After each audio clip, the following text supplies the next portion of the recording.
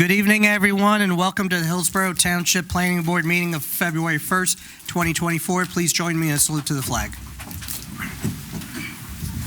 Pledge allegiance to the flag of the United States of America and to the republic for which it stands, one nation, under God, indivisible, with liberty and justice for all.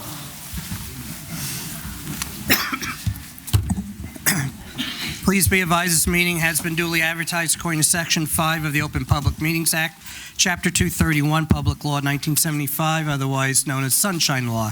Notice of the 2024 annual meeting schedule has been provided to the officially designated newspapers, the Township Clerk, posted on the Township's website, and available here at the Hillsborough Township Municipal Complex. In addition, application documents and plans have been made available on the Township Civic Clerk website at least 10 days in advance of this evening's meeting. Complete application files are also available in the Planning and Zoning Department for inspection in accordance with the public meeting notice. With that, may I have a roll call of planning board members and also board and township professionals, please? Mr. Delcor is absent. Mr. Wagner? Here. Mr. Scobo? Here. Ms. Smith? Here. Mr. Radowitz? Here. Mr. Deb? Here. Committeeman LaPlante? Present. Deputy Mayor Ciccarelli? Here. Vice Chair Peason? Present. Chair Sirachi? Here. Mr. Coyce? Present. Bernstein? Here. Mr. Mayhew? Here. And myself and the videographer are here. Okay, welcome everyone. So we do not have any consideration of meeting minutes nor resolutions. There is no planning board business, and we do not have ordinances for consideration, so we will go to business from the floor for items not on this evening's agenda. If anyone would like to put any comments on the record not involving this evening's agenda items, please feel free to come to the mic, state your name and address for the record. Okay, seeing none, we're going to go to the main event. Going to the public hearing on application Weston Road, LLC, with a file number of 22-PB-03-MSPV. Time of decision, February 15th of this year. This application is being carried or continued from the October 12th, 2023 meeting without further notice. And I see applicant and objectors already taking their seats.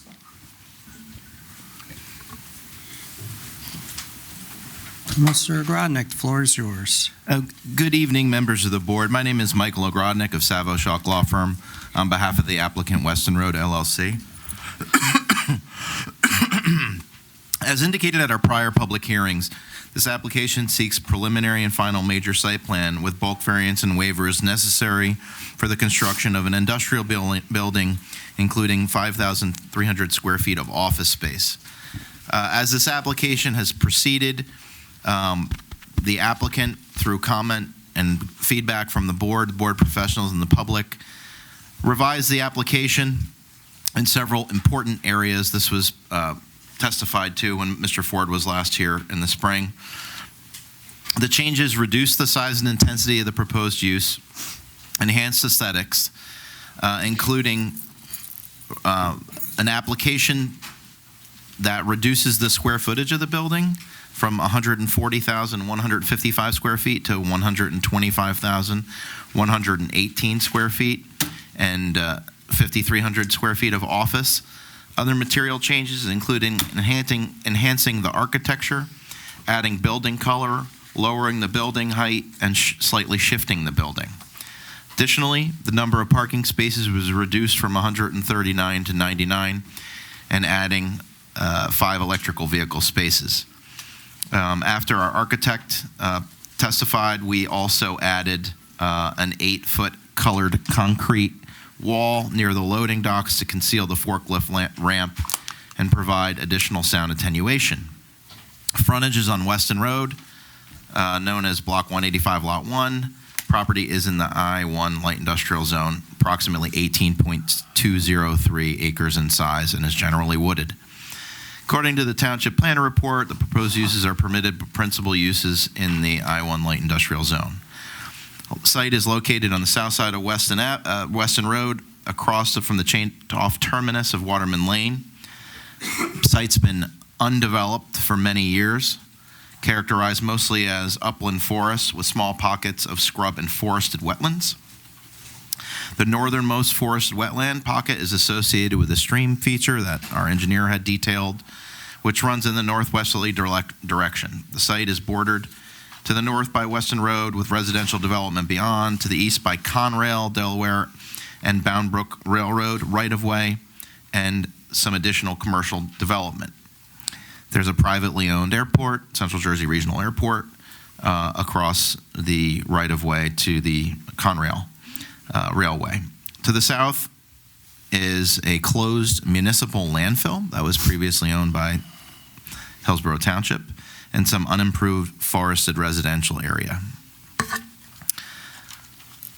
Of course, additional proposed development includes all the typical associated utilities, access, parking, walkways, trash, stormwater, lighting, water, sanitary, sewer, gas, utilities, communications that will tie into the existing lines on Weston Road.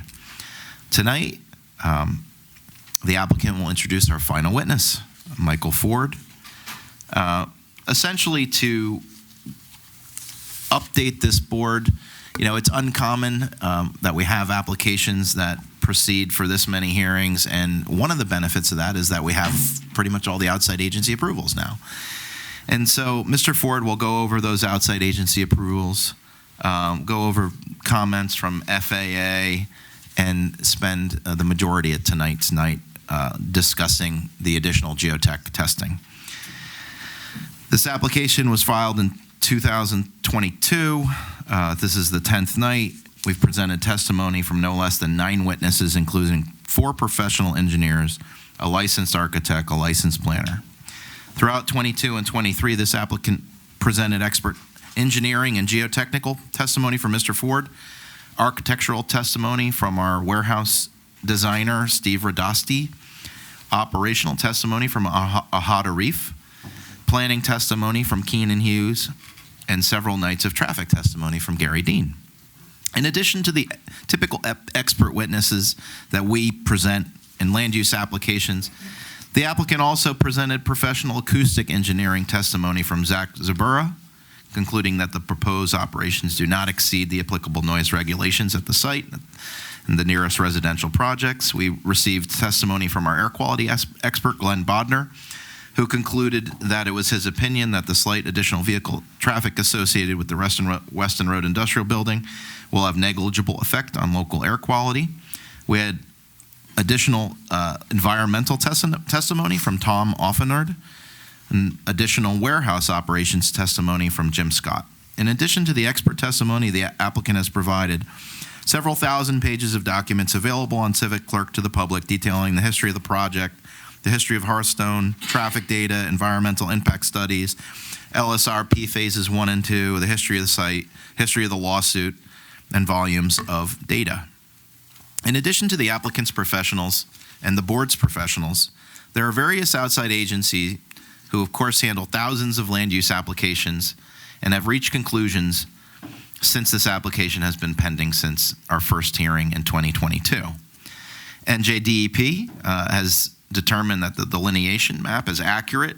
The FAA has concluded that the aeronautical study reveals that the structure would have no substantial adverse effect on the safe and efficient utilization of the navigable airspace by aircraft or on the operation of air navigation facilities.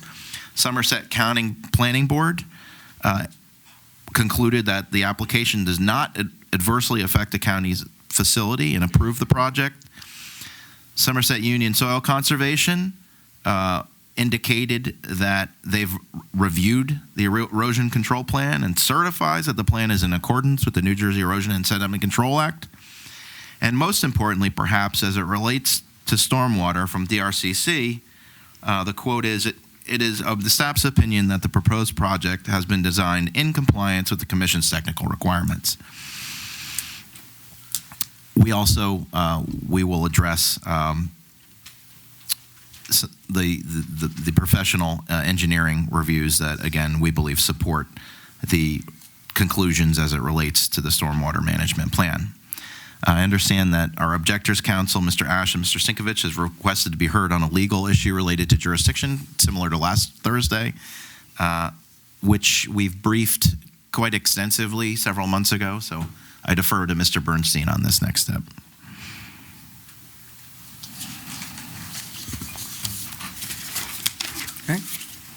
Gentlemen. Good evening. My name is Jordan Ash. I'm with the law firm Riker Danzig. My co-counsel Mike Sinkovich is with the law firm Lieberman, Blecker, and Sinkovich. We represent the Hearthstone Homeowners Association in opposition to this project. And I'll just note, in response to what was just said, this board has not yet heard from the expert testimony that we intend to provide, regardless of any other agency approval for a specific issue, this board has the authority and the duty to consider this application as before the board. There is at least one outstanding DEP approval that has not even yet been applied for by this applicant. So this board is not bound by any of those other decisions. And as Mr. Ogrodnik pointed out, there is a jurisdictional legal issue that we think is very important, and we would like to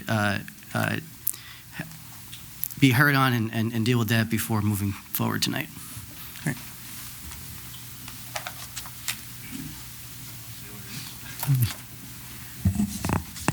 To quote the great philosopher Yogi Berra, it's deja vu all over again. This board has received multiple legal documents on this application, as well as at least two others, who contend that based on language that occurs in one or more of the ordinances the Township Committee adopted in the summer of 2023, that somehow this board no longer has jurisdiction over this application. I will tell you, I have not yet prepared a formal legal opinion for the board on this issue, but I am intending to advise the board at this time that the matter should go forward. Ultimately, it will be one of the many issues that the board will have to address at some point in terms of not only jurisdiction, but the ultimate application itself. But for the time being, Mr. Chairman, it is my recommendation this application go forward. If Objectors Council has a problem with that, there are avenues available to them that I'm assuming they can exercise between now and whenever the next hearing on this matter will be.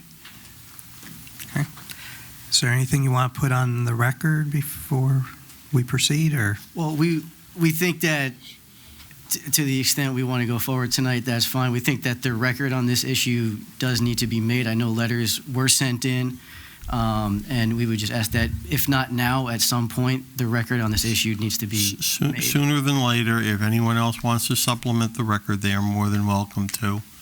We'll have that discussion, I assume, in terms of time frame when the board establishes the next hearing date. Okay.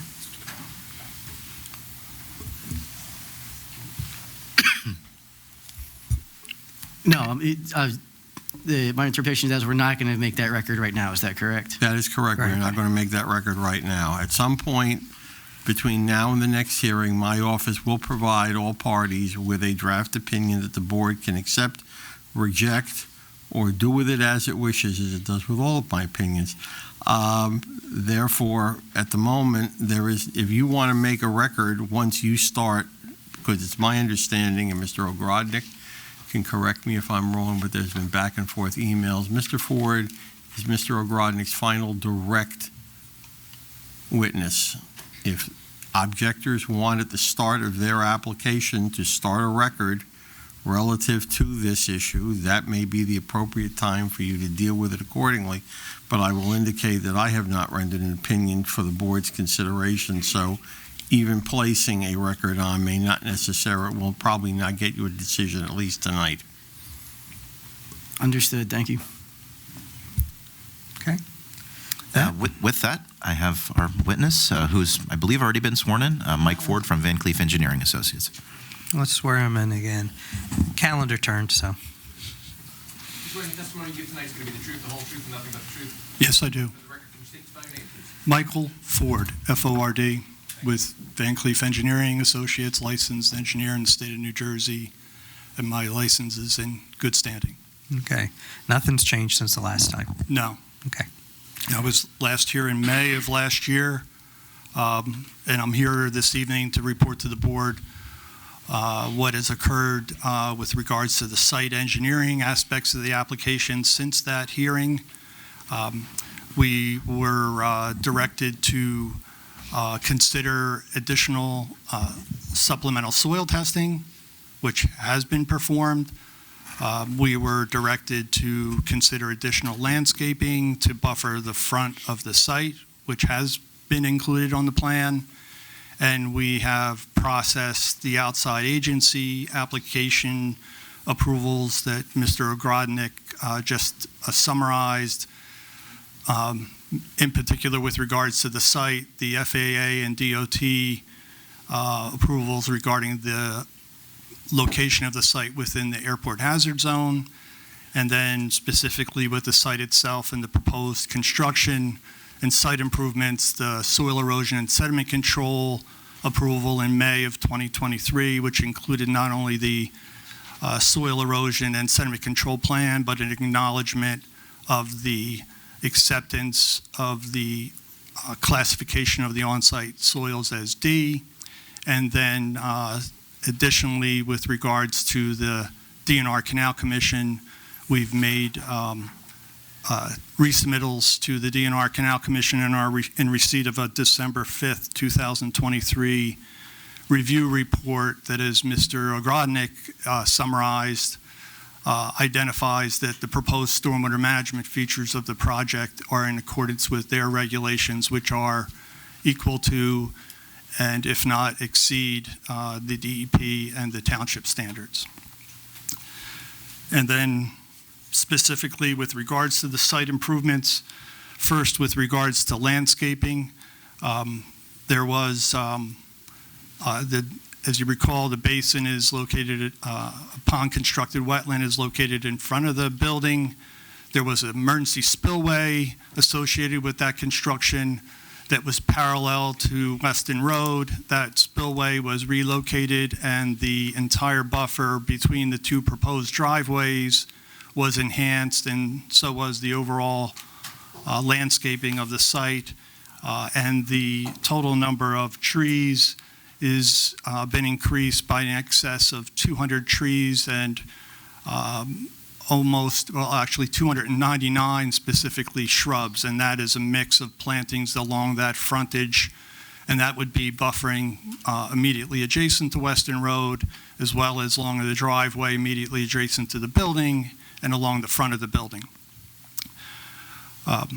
So with regards to landscaping, those enhancements that were requested have been performed. And there was also a directive from the FAA to modify some of the plantings on the airport side of the building, and that was done, and as acknowledged by the FAA approval, met with their acceptance. With regards to stormwater management, first with specifically the soil testing, there was a directive by the board to conduct additional supplemental testing and offer that that testing be observed by not only the municipal engineer, but the objector's engineer. That testing was performed in August and September of 2023, incorporated into a stormwater management report revised September 28th, 2023, and submitted to the board on October 2nd of 2023. I'm not aware that we've received any review memorandums or comments in response to that report. The substantive changes in that report were that the additional soil testing was incorporated, the analysis was completely done with use of the D soil, all of the pre and post peak flows were established, and the soil testing was not only submitted to the township, but also to the Delaware Canal Commission. So, as you recall, with regards to stormwater management, there are essentially three significant aspects of it. Quantity of runoff, which needs to be addressed in accordance with the standards. recharge requirement, and quality, stormwater quality. First, with regards to stormwater quality, there were comments, and this is before I go to recharge with the aspects of the additional soil testing. The stormwater quality treatment for this site has been addressed by use of mechanical treatment devices, and these are mechanical treatment devices that qualify as green infrastructure or GI. There were some comments with regards to specifically demonstrating that the water passing over the motor vehicle surfaces or dirty water surfaces be demonstrated to flow through these devices, which are next to standard catch basins, and then pass through the mechanical treatment device before they go to the catch basin.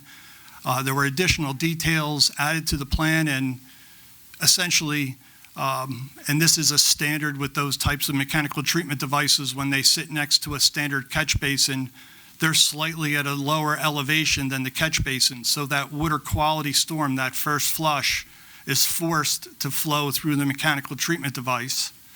And this is basically a catch basin, but within it has filter media and plantings. And then unlike a standard catch basin, so you get a sense of the magnitude, which is a catch basin that's a curb inlet and a 4x4 box, and what you see on the curb is a 4-foot wide grate and 2 feet out from the curb line. These structures are in excess of 8 to 10 feet deep, and that or longer width on either side of a catch basin if a catch basin sits at the overall low point, or on the upslope side of a catch basin if it's on a location where the water passes along the curb line. So these are substantial structures, and they provide for the water quality measures. As I indicated, the detention basin, or the basin, if you will, that's at the front of the site is a pond-constructed wetland, which does offer water quality measures. However, because the overall drainage area to it is in excess of a specific requirement, there's no credit given or taken for that water quality measure, but that actually provides additional water quality treatment that's not, I'll say, quantified as part of meeting the criteria. So the Delaware and Raritan Canal Commission has indicated that the MTDs, the mechanical treatment devices, consist of an aqua shield. Well, there's 2 of those along Weston Road, and then 19 filters on site. Those devices provide for the 80% minimum TSS removal, total suspended solids removal of the water running off of those motor vehicle surfaces. And the DNR Canal Commission, in their December 5th, 2023 report, which the township received a copy of, as well as the county planning board, concluded under the heading of water quality, based on the review of the submitted stormwater calculations, the stormwater quality measures have been designed in accordance with the requirements. And they go on to specifically state the NJAC section that it does meet. The second item I'd like to now discuss with regards to stormwater management is stormwater quantity.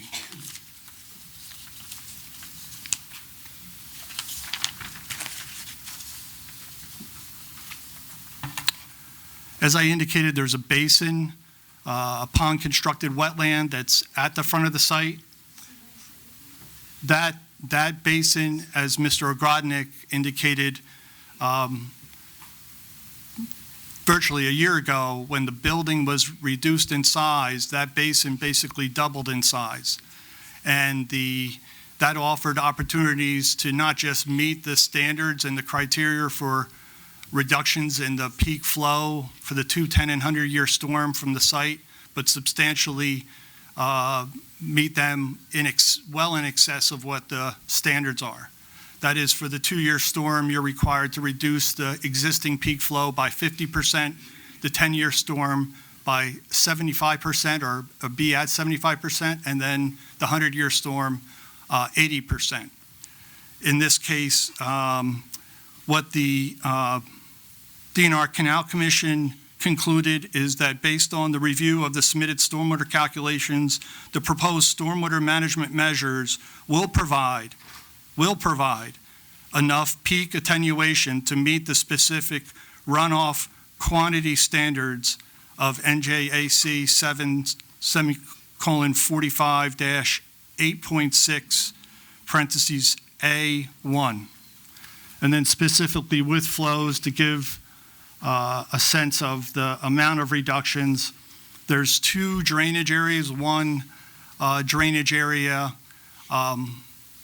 which we call POA 1 to an existing drainage feature under Weston Road, and POA 2, the stormwater management measures for POA 1, which goes to a pipe under Weston Road that then leads into the existing stormwater management basin on the Westmead complex or Hearthstone complex on the north side of Weston Road.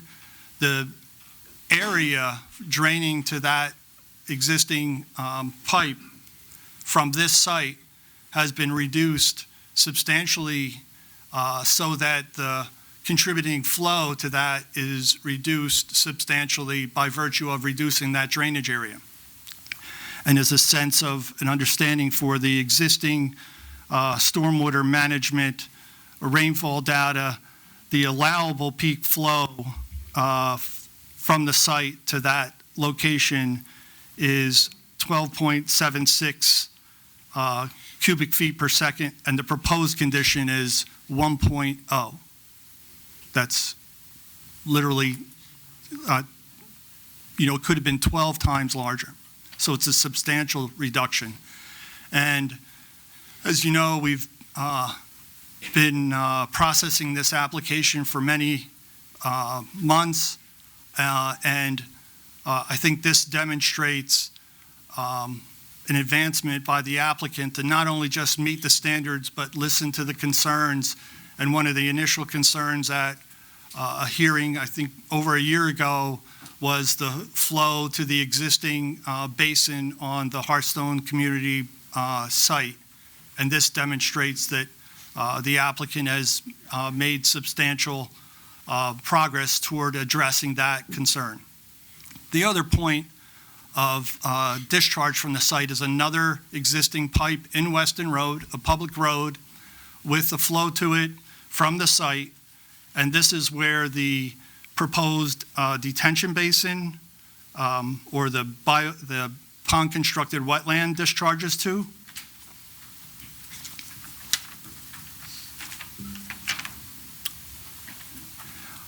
As I indicated earlier, over the process of the modifications that have been made to the plan, not just to meet the standards, but to address concerns and substantially meet the standards. For the 100-year storm existing flow, the allowable discharge to that point of analysis is 44.8 CFS. And the stormwater management features that pond controls the release peak flow at a rate of 27.72 CFS. So it's substantially below what the allowable release rate is.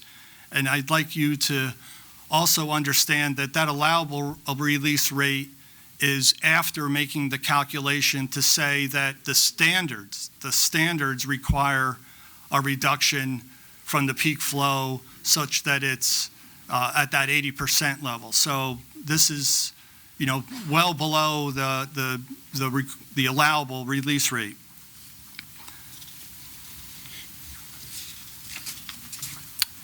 Okay, with regards to groundwater recharge.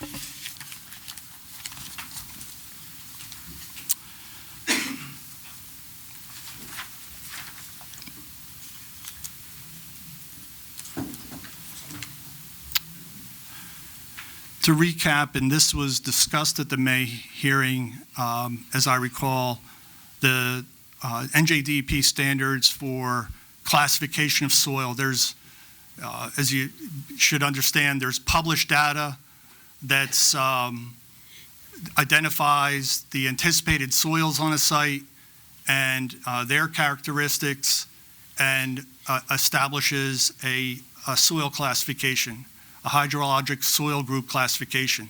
It's not a classification that was established based on specific site testing on this site.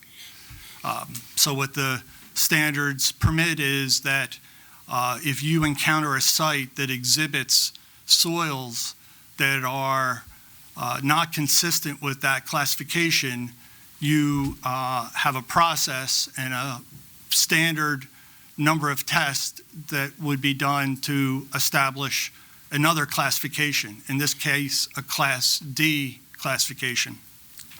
For this site, there are 2 mapped soils in the area of disturbance. The minimum number of tests in those 2 soil locations combined in order to do reclassification is 25 tests. That's 8 in one soil type, 17 in another. This is established and discussed it at the last hearing. We've to date now done 96 tests at the site. That includes the supplemental testing that was done in August and September of last year.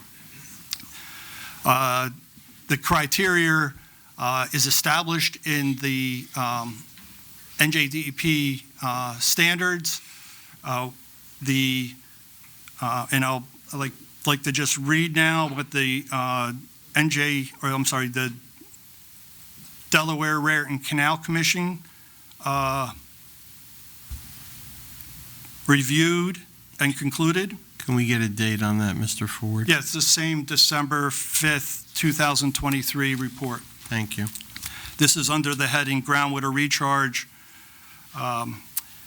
The NRCS Web Soil Survey assigns a hydrologic soil group rating of C to the relevant on-site soil mapping units. However, extensive on-site soil explorations were performed within the limit of disturbance by the applicant in accordance with Chapter 12 of the NJDEP BMP manual in support of reclassifying the on-site soils to a HSG rating of D. Within the NRCS soil mapping unit of Rayville, or REHB soil limit of disturbance, 46 soil profile pits were dug relevant to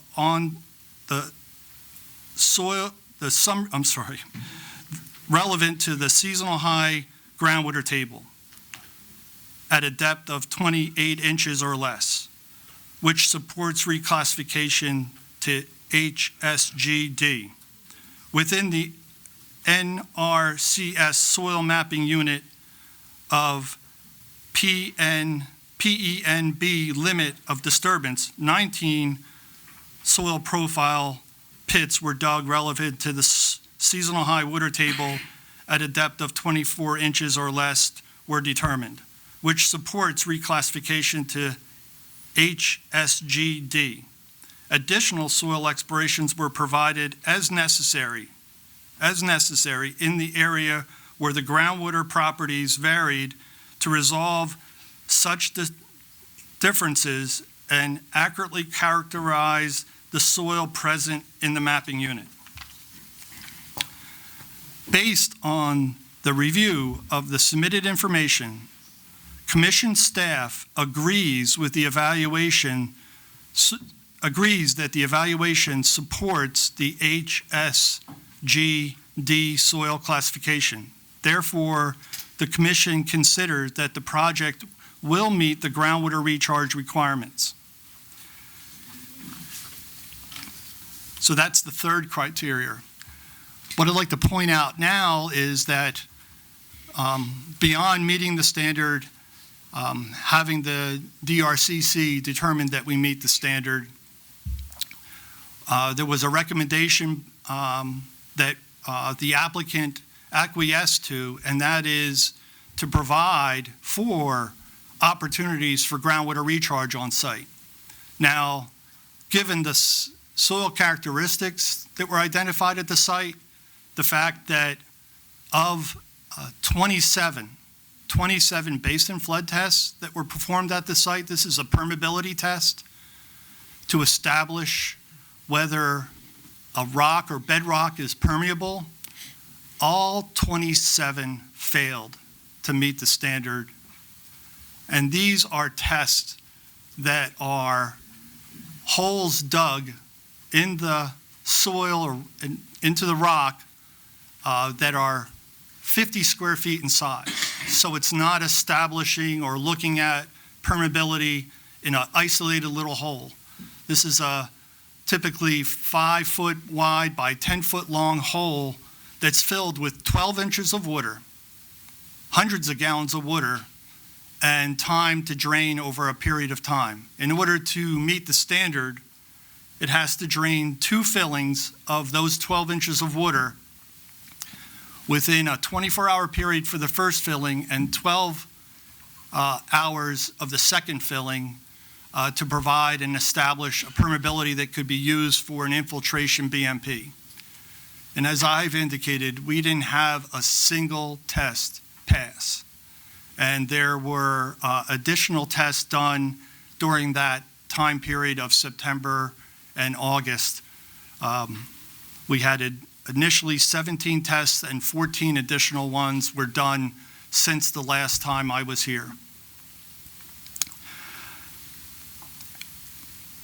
So I started to talk about what was done by the applicant to even acknowledging this lack of soils that support any kind of groundwater recharge or groundwater infiltration, and that the Delaware and Marion Canal Commission accepted the reclassification of D, the applicant still implemented as part of the plans that were submitted in October of last year a porous pavement parking area to the west of the building with a stone bed under it to provide for an opportunity for groundwater recharge, and then an underground small-scale infiltration basin on the east side of the building under the pavement area adjacent to the loading docks.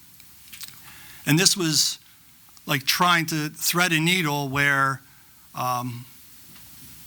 through discussions with the board's engineer, we actually looked to Pennsylvania regulations, not NJDEP regulations, because NJDEP regulations wouldn't require or allow such a groundwater infiltration type of mechanism.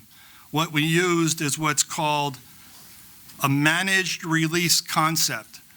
It's basically a Pennsylvania standard where they have established, that state has established where there's very poor soils and poor permeability, these type of infiltration mechanisms that would allow for groundwater recharge or infiltration of stormwater runoff.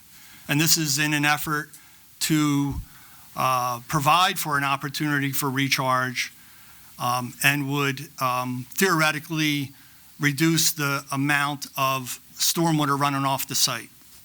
So we've provided those opportunities, but in accordance with, I'll say, good engineering practices because of the lack of permeability on the site. And we established, I'll say, a analysis point by taking one of the basin flood tests. We had a couple basin flood tests that had some movement in them.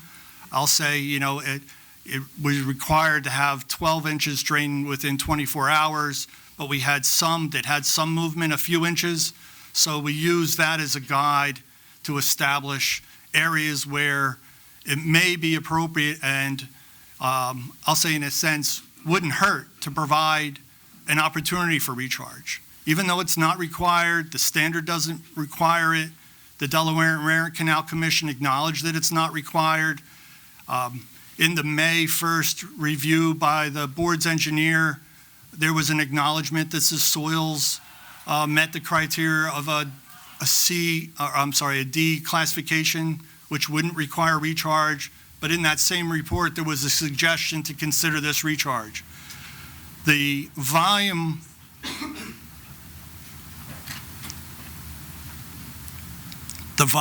of these underground features under the porous pavement and under the pavement within the loading area have a total storage area of approximately 40,000 cubic feet and provide for an opportunity of recharge that has been quantified in the report.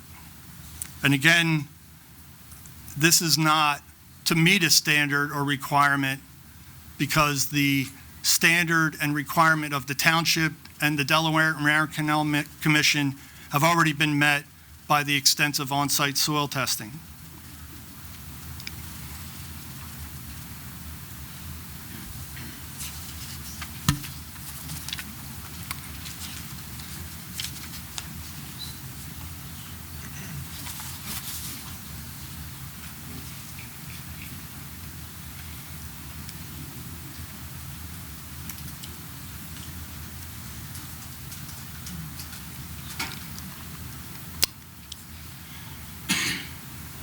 The managed release concept elements that have been incorporated as part of the project have been designed with a fail-safe. That is, if the runoff going to those underground facilities or the porous pavement exceeds the capacity, and these are designed for not 100-year storms, but low-volume storms, the overall grading and design of the project already accounts for runoff that's in excess of the capacity of those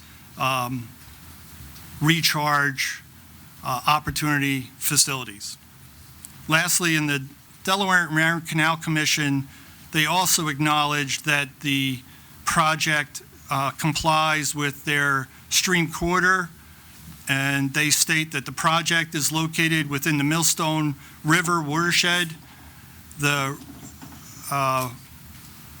Royce Brook is located approximately 1,200 feet to the west of the property. The Royce Brook does not flow into the Delaware and Raritan Canal Commission. As a result, the stream corridor measures of 100 feet from the 100-year floodplain. The commission staff finds that the 100-year floodplain of the Royce Brook is located at least 700 feet from the property line, this site, period.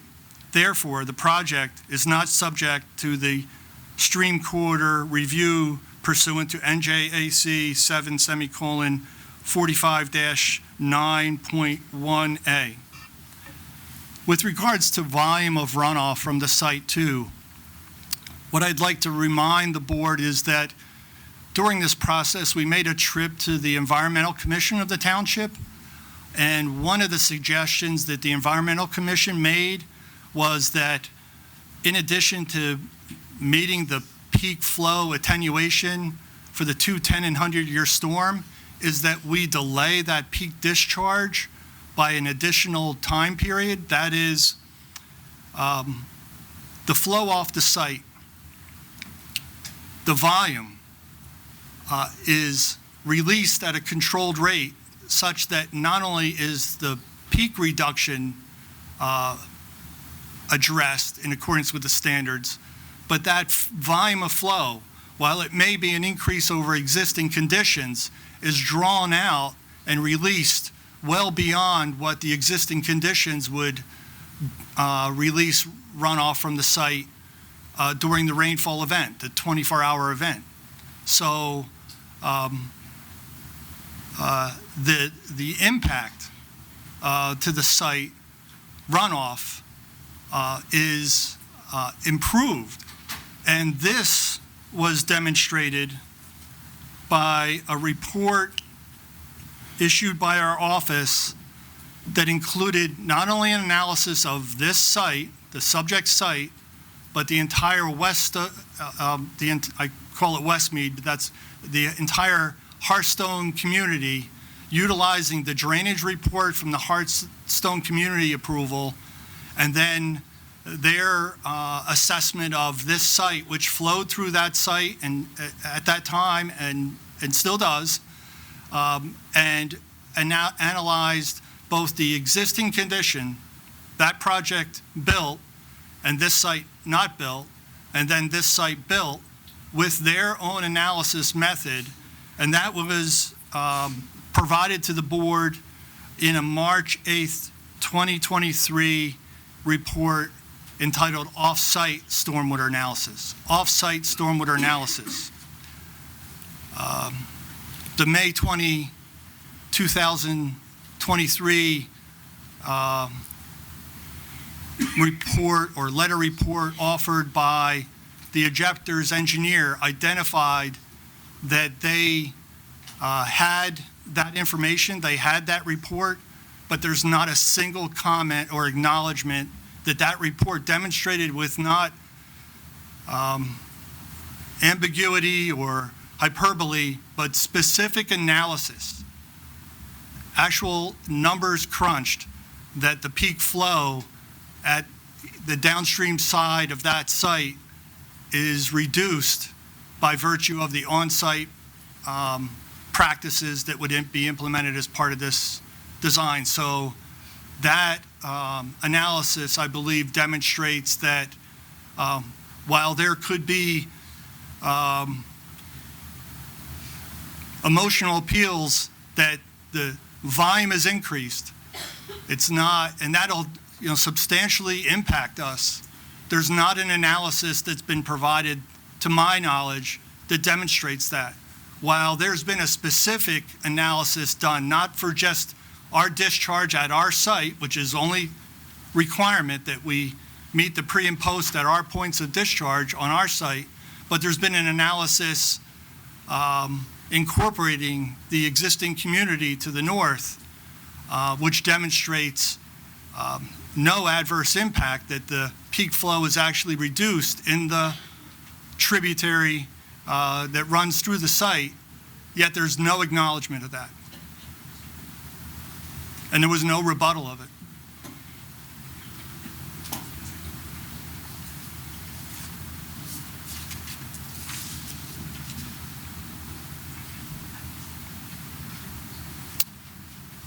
I think I'll pause there. Right here.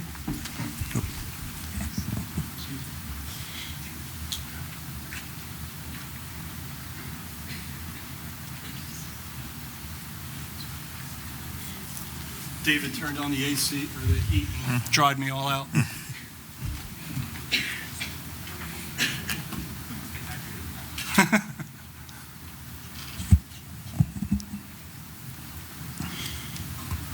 Thank you, Mr. Chairman.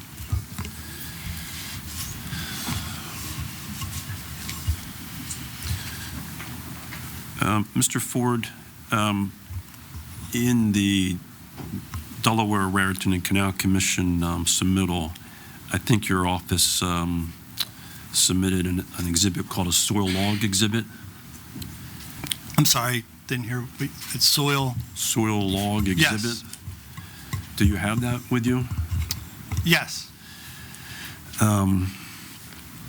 Maybe you can help the public understand. On a lot of these test pits, there'll be a label for the soil log. It'll have the existing grade elevation mentioned, and then it mentions models. Maybe could you explain what that means? Models? Yeah, modeling is a discoloration of the soil that can indicate prolonged saturation or a groundwater table. And then on the test pits, your log has water. What would that indicate? That would be a specific direct measurement to water in the profile pit. So it would be water's entering the pit or visible or? Right, or over period of time stabilizes. And then the log also has a term called refusal. Could you help the public and the board understand what that term means? That would be where material is encountered that cannot be broken through or excavated. It's the refusal of digging. And that would be based on the equipment utilized. That might change a little bit depending on the equipment, potentially. It could. I'm looking at some of the soil logs on that exhibit. We'll just take one that's near the detention basin, and it might be helpful if you do have that available. I'm looking at soil log 16101. It's in the area of the proposed detention basin. It says the existing grade is 64.4, and it says it hit water at 6205. In your opinion, and I'll make sure you're caught up. Yeah, can you? So I'm looking at soil log 16101, and the report says the existing grade is 64.4, and water was observed at 6205. Can you give me that number again? I'm sorry. I'm looking at SL number 16101. Okay.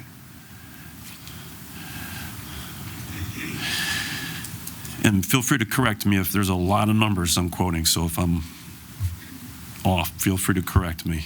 In your opinion, if water is observed at 6205, would that mean at some point during the year that there's potentially groundwater at that elevation? Correct. And I noticed that there's several other soil logs nearby, soil SL number 5, and it has water at elevation 60. I'm looking at SL number 10, it has water at 62.23.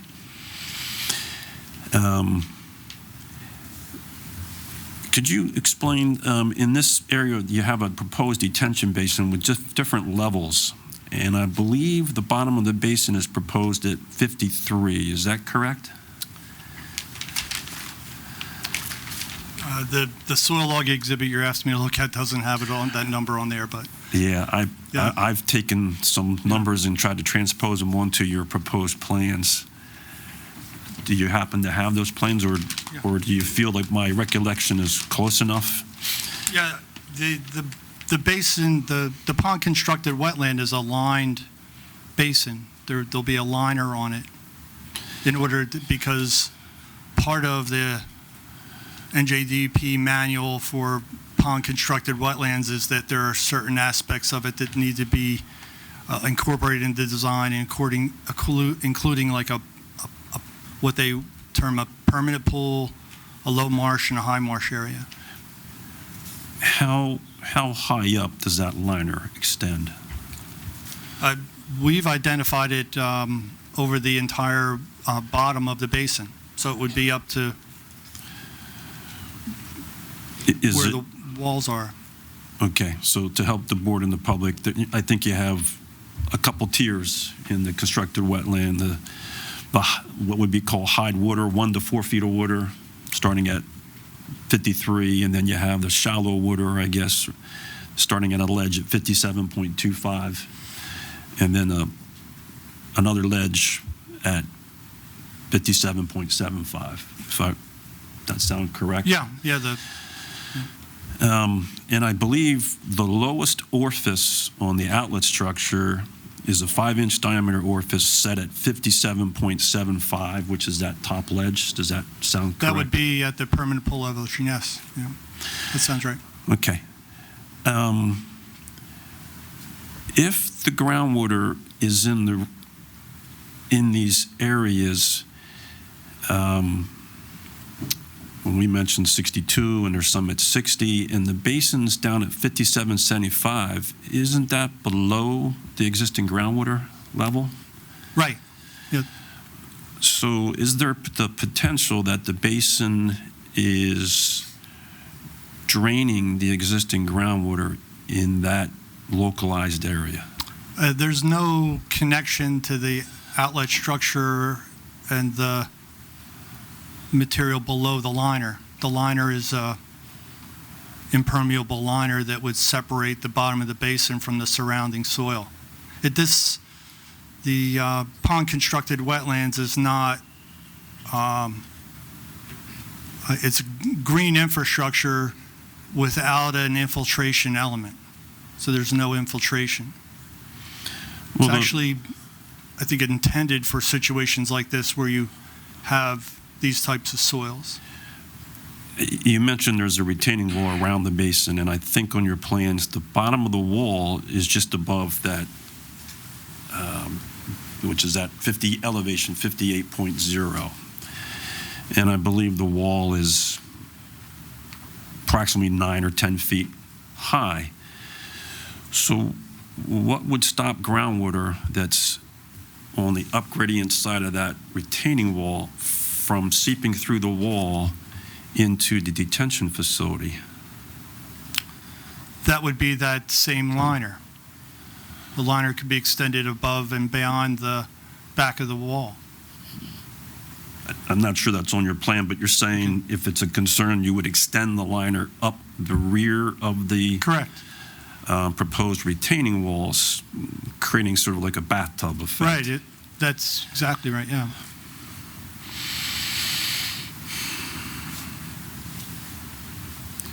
I believe these are segmental retaining walls, which take advantage of, for the board and the public, geogrids, and for them to function properly, most geotechnical engineers require free drainage behind these systems. If this is based on what you're testifying, would that wall then be possibly constructed a different way It based could on be. geotechnical concerns? I don't recall this issue or concern being raised before, but it could be done to address that. Yes, sir. Well, my concern would be for the structural capacity and capabilities of that wall, and then also that this facility is not draining the local groundwater table in that area. As I think it was mentioned earlier, there are 3 wetland pockets on site. In order for wetlands to continue to function, they need to have a certain amount of groundwater. And this detention basin is only 100 or so feet away from a wetland. I would want to make sure that we're not siphoning off groundwater to the detention basin.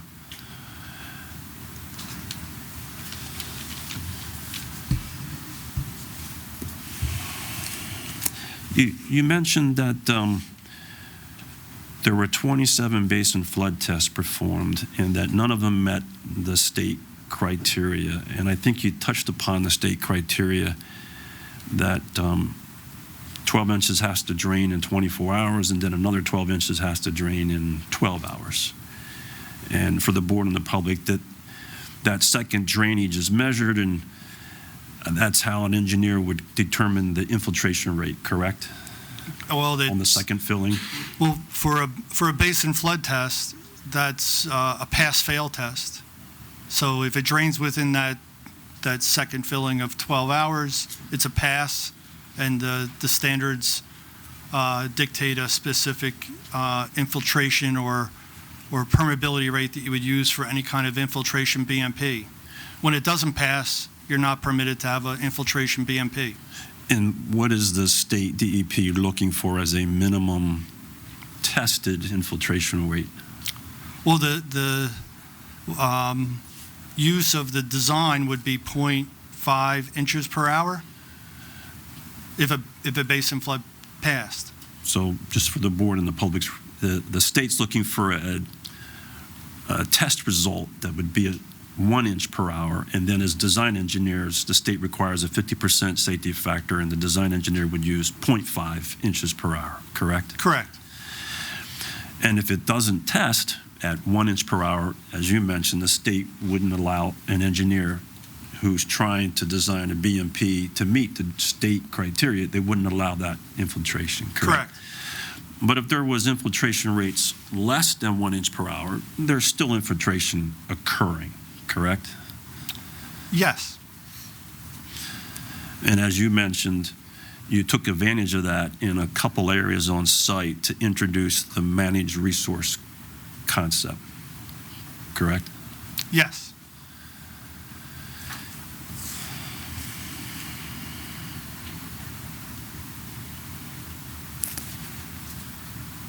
You talked a little bit about the volume runoff, and I believe in your stormwater report it calculates the existing amount of runoff for the site.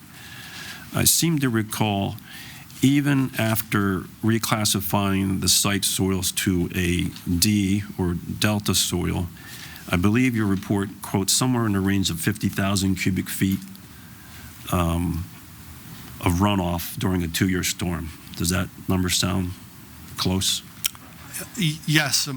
It's not part of the standard for analysis. I'm not using that to quantify meeting a standard or a regulation, but it would be a number in our report, yes. And likewise, using the same calculations and and theory and formula, your report calculates the proposed volume of runoff during the 2-year storm, and I believe that number is somewhere around 100,000 cubic feet. So there's an increase of approximately 50,000 cubic feet of runoff during a 2-year storm. Does that sound approximately? Well, that's not a standard number that we're required to calculate and meet a certain standard. I don't dispute what you're saying, Mr. Mayhew. To help the board and the public understand what Mr. Ford is discussing is the state DEP gives design engineers 2 options to design and meet one of the 3 stormwater criteria. And one of those, as Mr. Ford's pointed out, is recharge, or addressing the volume of runoff. So the state allows an engineer to either calculate the existing volume of runoff during just a 2-year storm, and then calculate the proposed runoff during the 2-year storm, and then finding ways using BMPs on site to infiltrate the difference between the developed and the existing in order to make sure that the volume during the 2-year storm is not increased in the developed condition. Alternatively, the state gives design engineers a second option, and that is to use an annual recharge spreadsheet, where it's not just looking at one storm event, it's looking at the total amount of precipitation that falls on a site all year long and how much of that might infiltrate into the soil under the existing condition, and then do that whole math again under the proposed. And as Mr. Ford and as the Delaware Raritan and Canal Commission has pointed out, their calculations show that they meet that second option. What I want to make clear to the board and the public is you can easily meet that second condition when you reclassify soils on site to a D soil or delta, because the state establishes recharge rates for each soil type. It's not up to a design engineer. It's in the program that you use from the state. And the state's established 0 as the infiltration or recharge rate on these soils. So when you're using that spreadsheet in the existing condition, your analysis is going to say 0. So therefore, in the proposed condition, you won't even need to do on-site infiltration because you've already met it. And that's why I want to make clear for the record that on the first option, when you calculate the actual runoff, and even after classifying the soils on site from what's shown in the natural resources soil mapping, as Mr. Ford has said, it's mapped as a C or Charlie soil. And based on test pit analysis, Mr. Ford's firm has reclassified the soils as D. even when you use that higher runoff number, there's still a difference between the runoff in the existing condition and the runoff in the proposed condition.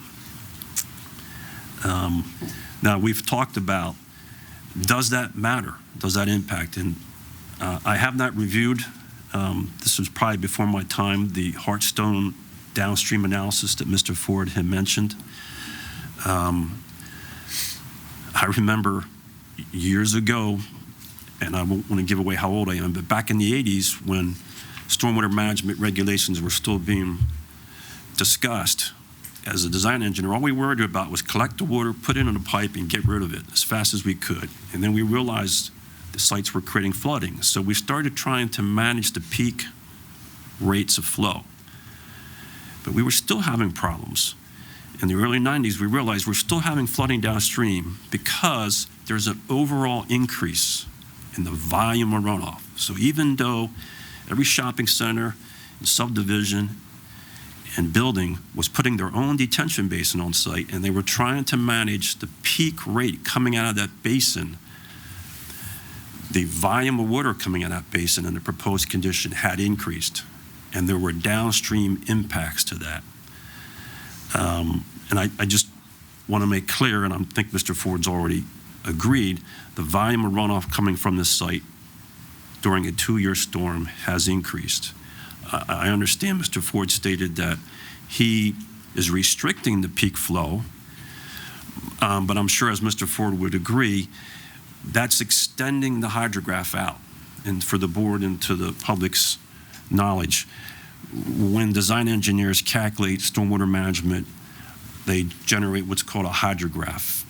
It kind of looks like a bell curve where flow versus time is analyzed.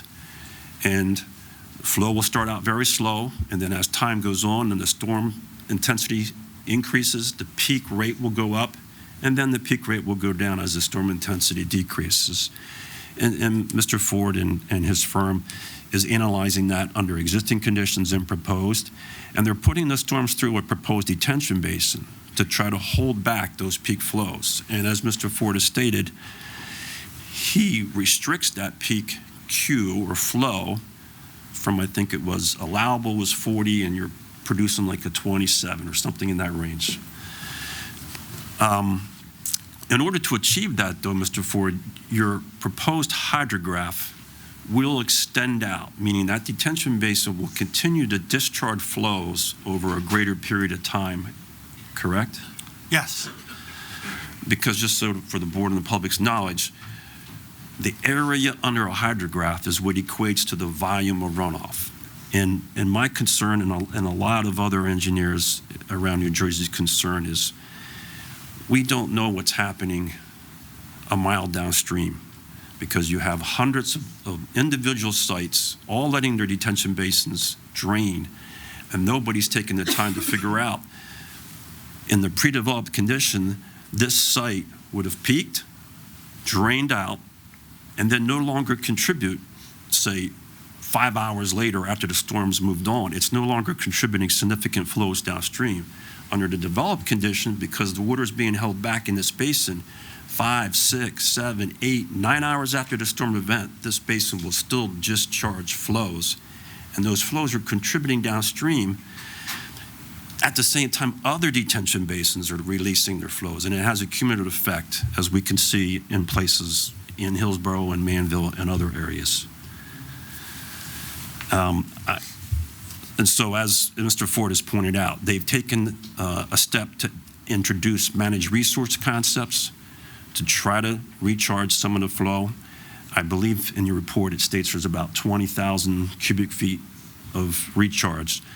So the difference is approximately 30,000 cubic feet, and I would just ask the applicant consider continuing to find ways to recharge that extra 30,000 cubic feet on site.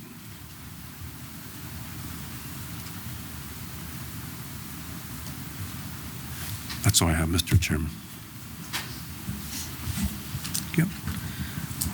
Ms. Coyce? I don't have anything to ask, Mr. Chairman. Thank you. Okay, board members?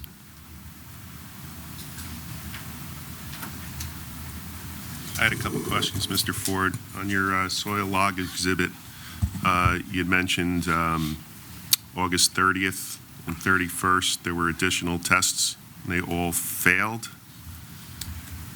It was over a period that extended into September. Right. So I see the dates, August 30th to September 14th of 23.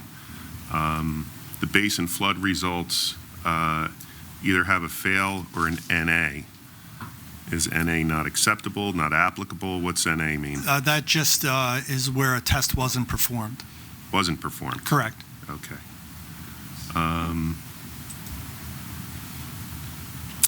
Okay, that's it.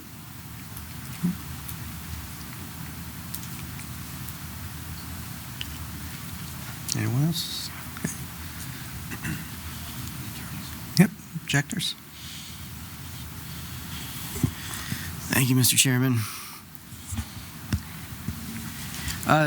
Mr. Ford, sticking with that soil log exhibit, last revised November 8th, 2023, I just want to confirm the logs presented there, at least for the most recent testing done in August and September of 2023, that's the extent of the logs, is that correct? Correct. Okay. And I want to confirm the dates you went out, because I think we were where you went out August 30th and 31st. Was there additional dates you guys went out to the site? It's in the stormwater management report, all of the dates.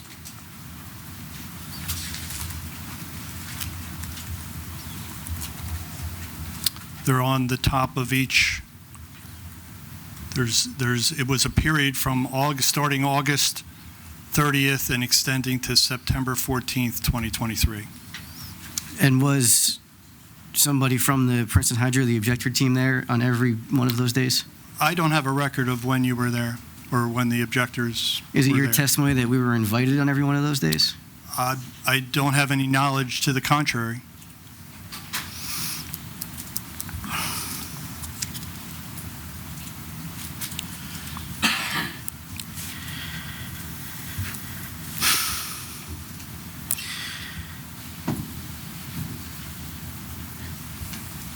So you said that the DRCC has now approved of the stormwater design. Is that correct? Yes. All right. The DRCC, since your most recent testing, did not have the opportunity to hear from any of our people, have they? I wouldn't have knowledge of that.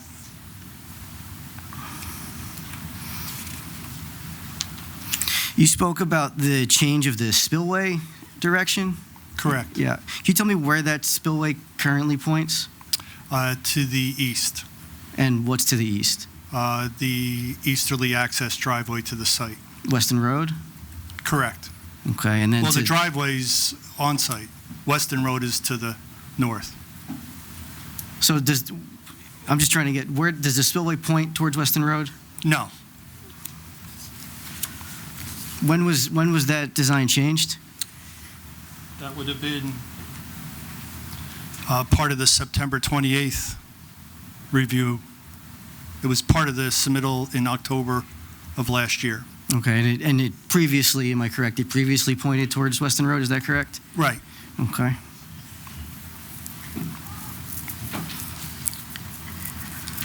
You also spoke tonight of a reduced drainage area. Am I correct that that reduced drainage area is what flows to the state open water feature? Yes. Okay, so this area, it's 4 acres that is now reduced to that? Approximately, yes. Okay. And where does that go now?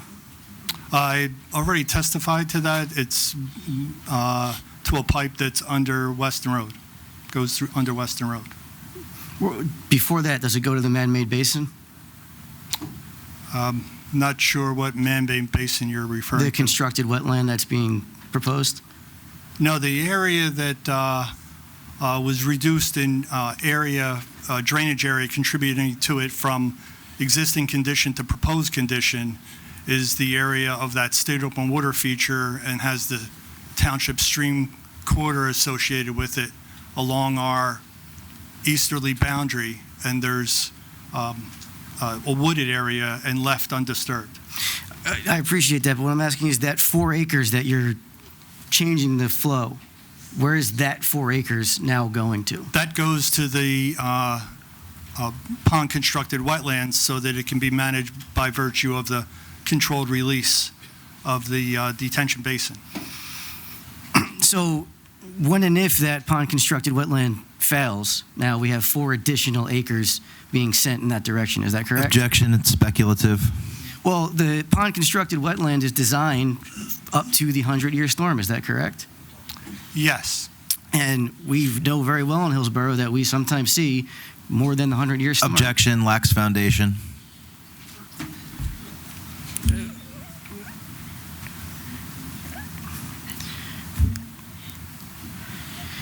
Sir, Hurricane Ida was a 100-year storm or more. Are you aware?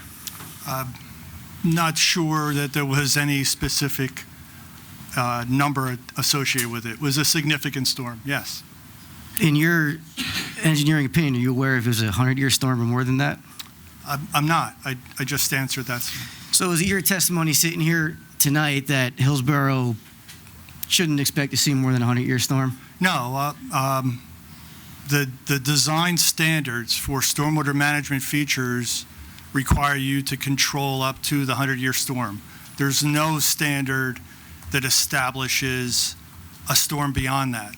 What I will say is, and I said this in prior testimony, this design is already done with the analysis of the new rainfall data that is in excess of approximately 12 inches of hour within 12 inches of rainfall in a 24-hour period, whereas the standard was approximately 8 inches of hour of rainfall in a 24-hour period.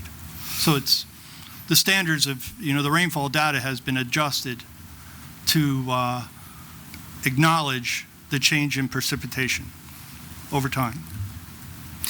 But still, we have a system designed to withstand the 100-year storm. Is that correct? There's no standard beyond that, sir. I've already stated that. So what I said is correct? Yes, that's why there's an Okay. emergency spillway. Okay, understood. So, again, when Hillsborough sees more than a 100-year storm, we now have 4 additional acres being sent to this basin. Same objection. Are you directing your client not to answer the question? Yes. Mr. Bernstein? Mr. Ford, would you answer the question for the purpose of the record? I think If you can answer yeah, it. the drainage area on site is not changing. It's the point of analysis 1 is an area that has a regulated feature, the state open waters. There's no development established close to it, and the area beyond it where there is the development being proposed includes part of the existing drainage area that goes to that feature. So by virtue of the development being proposed, the analysis at the second point of analysis, the POA 2, has a smaller drainage area going to it today than it will in the proposed condition.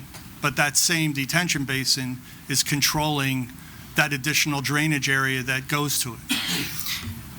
I appreciate what you said, but that didn't answer my question. I'm going to give you one more And the chance. total drainage area from the site doesn't change. POA 1 and POA 2, an existing and proposed condition combined, which then drains to features in Western Road, and then downstream beyond the property, that drainage, we're not changing that drainage area.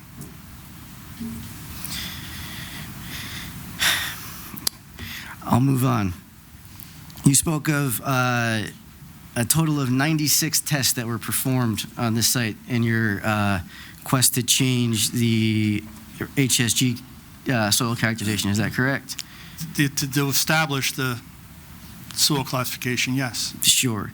When you say 96 tests, I just want to be sure, your 27 is the number of infiltration tests that were conducted, correct? 97 soil logs, 27 basin flood tests. That's what I stated, yes. But not every soil log is an infiltration test. No. Okay.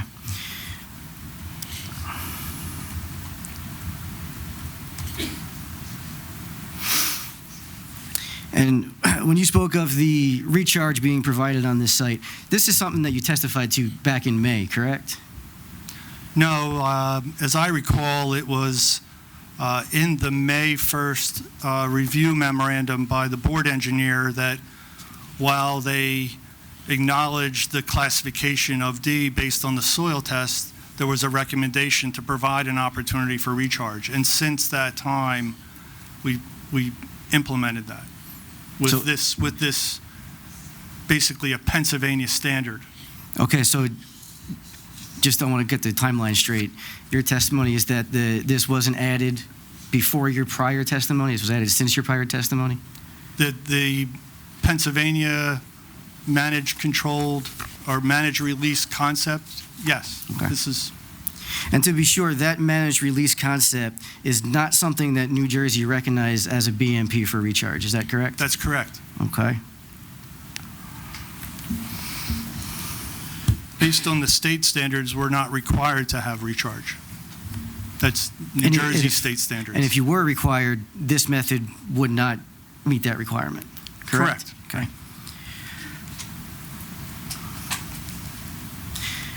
So in your November 21st letter to the DRCC, you summarized the characteristics of the Reville series and the Penn series soils. Is that correct? It begins, I believe, on page 4 of the letter.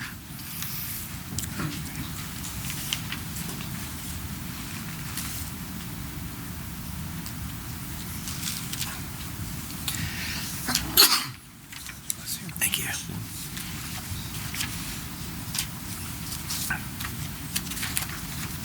Yes. All right, and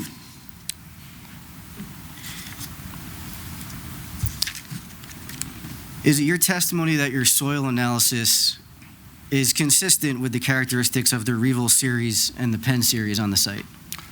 With regards to the massive bedrock substratum, specifically as part of the evaluation of the classification. Okay, and you would agree with me that the USDA characterizes Reville and Penn soils as sea soils, is that correct? That's correct. Okay. So in making this characterization change, is it your testimony that we don't have Reville and Penn soils on this site, or is it your testimony that Reville and Penn soils are not sea soils? The reclassification is not to reclassify the soils, it's to establish the hydrologic soil group classification. So we're not reevaluating the soil type that was established by the Somerset Soil report.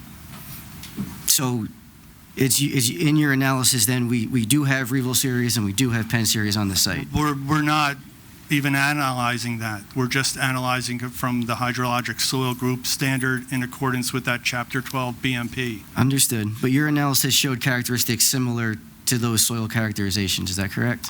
In some regards, yes. Okay.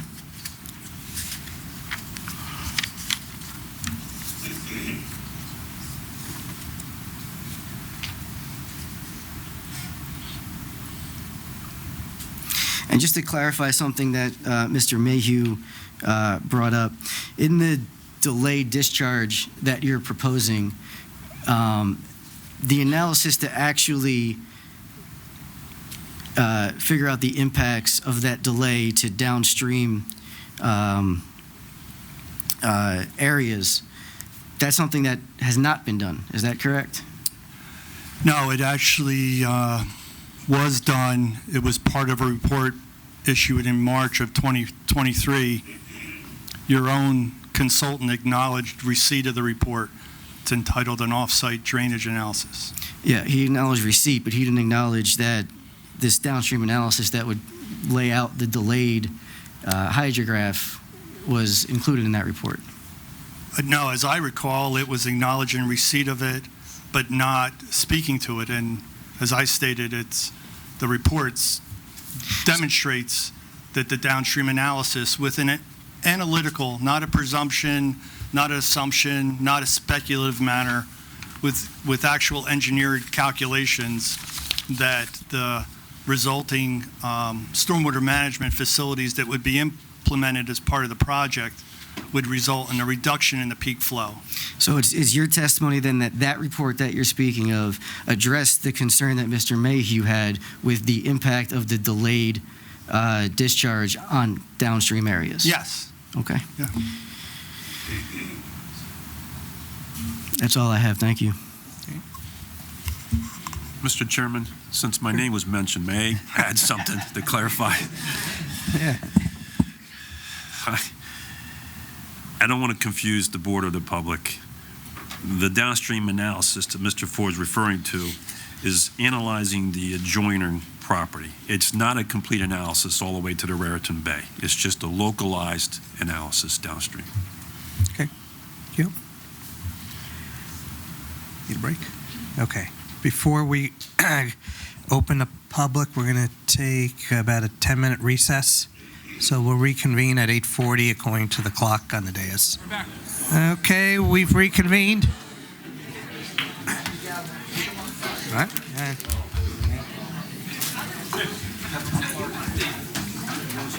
Okay. So we're up at that point. I'm going to ask for a motion to open the public, please.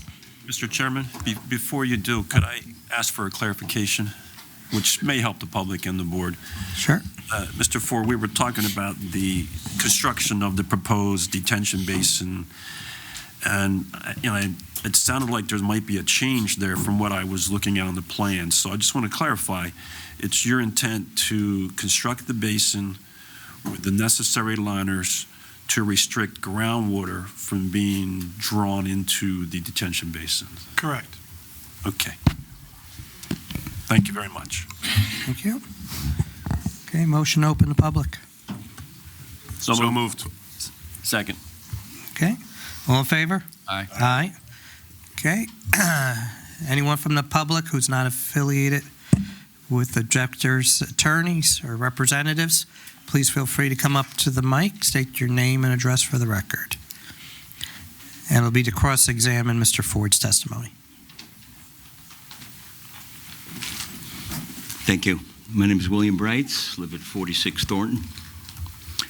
I figured with all the paperwork, maybe we'd have a definition of a 100-year storm somewhere in there, or is that something I can Google to find out? Yeah. Exactly what the 100-year storm is? Yeah. The 100-year storm is used to establish the design criteria for different stormwater management features, also the potential 100-year storm elevation within a watercourse. And as I stated, the NJDEP has just adopted new rainfall data that establishes that 24-hour rainfall event within a 24-hour period of approximately 12 inches of rainfall. Okay. And it was approximately 8.2 inches of rainfall prior to the recent change. So it's basically a guess. No, it's my understanding that the rainfall, the design standards that they utilize, this is DEP setting these criteria. It's not an engineer doing an analysis. We use rainfall data that's established by the regulatory authorities, in this case NJDEP. The township has their rules and regulations, and I've already discussed about the Delaware and Raritan Canal Commission, and it's my understanding that they use historic rainfall data to establish those standards. Okay, I'll move on. The basin that's being built, it has a membrane?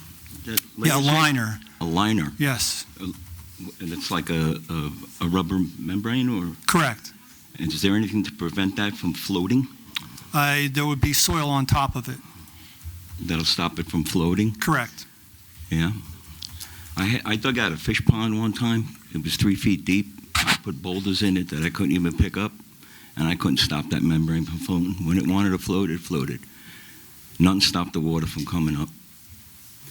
So, Mr. Bernstein, I got to jump in here. I heard some whispering from my client in the back. Sir, are you a member of the Hearthstone HOA? no, I'm a resident. A resident of the? Yeah. I was unaware. You're, as a member of the group represented by me, you have to speak through me, and the cross-examination is done through us as the attorneys for that group, which if you're a member of, and I thought we've been clear all along, I apologize for any misunderstanding. Forgive me, this is my first meeting. Well, then I apologize. I just moved in a couple of weeks ago. That would explain some confusion. I heard the rumblings, and I wanted to clear things up before we went any further. So I apologize, but I'm going to have to ask you as a member of my client to not ask any more cross-examination questions because that's the rules of the board. I was just stating. No, I wasn't talking to anyone in general, really. It was just. No, but this portion is to It's ask just questions. my two thoughts when I heard the discussion tonight. And to engineer water, I was a Local 3 electrician in Manhattan for 40 years, and two big projects I worked on. One was 140 Sir, factory you're outlets. going to get me. We You're going to get understand. me in trouble here. I could talk to you privately, but the rules of the board are because the HOA, which you're a member of since you moved in, has hired representation. We're the mouthpieces for that representation. Testimony can be given at a later point by HOA members, and we intend to do that with some of our community members. But right now, and it's not my rule, it's the rules of the board. Before I get in trouble, I just need to stop. Yeah. And I can talk But- to you privately. But if you're interested in learning more about general planning, you can schedule a meeting with Mr. Coyce's office, and you can talk to him. No, Yep. Sounds good. Anyone else from the public that is not represented or part of the HOA? Maria Janusik, 720 East Freck Avenue, Manville, New Jersey. I'm also a Hillsborough Township property owner, Block 86, Lot 3, 2155 Camp Lane Road.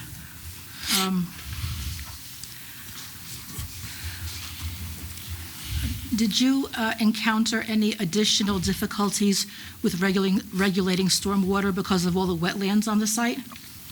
The wetlands on site have been avoided to a great extent. How? Avoided how? Those areas primarily are not being developed. We have minimal wetland impacts, and that would require an NJDEP approval. So you have nothing to do with the wetlands at all? You have, the wetlands are not being impacted by anything that you're doing? No, the freshwater wetlands on the site, the limits of them have been approved by NJDEP. The project includes minimal, but some disturbances of those wetland areas, and that's been identified on the plan and complies with the NJDEP standards. And by virtue of a NJDEP permit, that'll be borne out and verified. So there is only one permit for the freshwater wetlands? The permit would be likely one permit, but may include more than one component. There's a proposal on the plan to buffer average, that is, make the wetland buffer smaller in some areas and larger in others. There's also a proposed disturbance of a wetland ditch along a dirt road that accesses the site in order to cross it with a driveway, which would require a general permit. And then there's also a provision on the plans to include extension and access to the township property to the rear of the site, which disturbs wetlands. To what? There's a township-owned land behind the site. Okay, and what would you say something about, something of this? Well, in order to get there, there's a need to cross wetlands for that, and that's identified on the site. So I'm answering your question regarding the wetland disturbances. And so all of that required only one permit? Well, it's typically issued as one permit, and like I said, would include multiple components. And that was already applied for, and... No, it has not been applied for. Okay. But you mentioned the access, because there's mention that the applicant's seeking to move the access driveway easement because of the considerable wetland constraints. Is that what you're referring to? Correct. So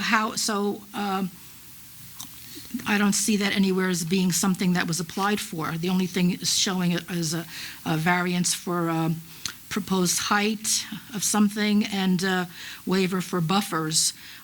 Shouldn't that be something that also should be shown as being requested by the applicant to move the access driveway because of the considerable wetland constraints? It is identified on the plan. What? It is identified on the It's plan. identified, but is it mentioned like these Ms. variances and Janicek, waivers are? That's not under the purview of relief that can be granted by the planning board. Yeah, I think you're referring to the narrative for the application that Right, re- right, because that's what... that lists the relief that's being sought through the township. And for example, that initial relief included a disturbance within the stream corridor that's been eliminated.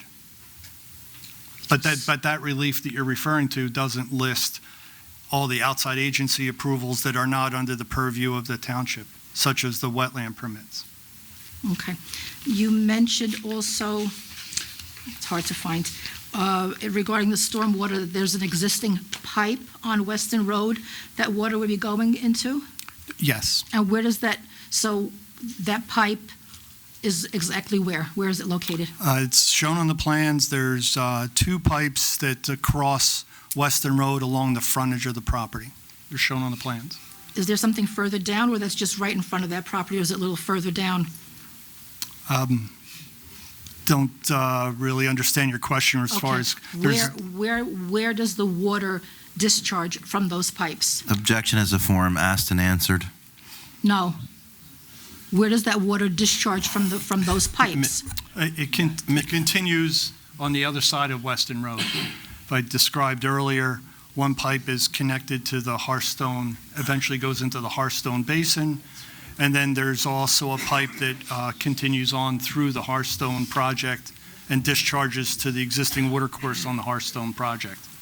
Both of those pipes, I believe, were actually constructed on Weston Road as part of the Hearthstone project. Because, all right, so... But we're not disturbing anything beyond where we're connecting on our side of Weston Road.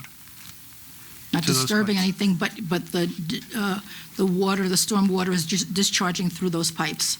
It does today, and it will in the proposed condition. That's correct.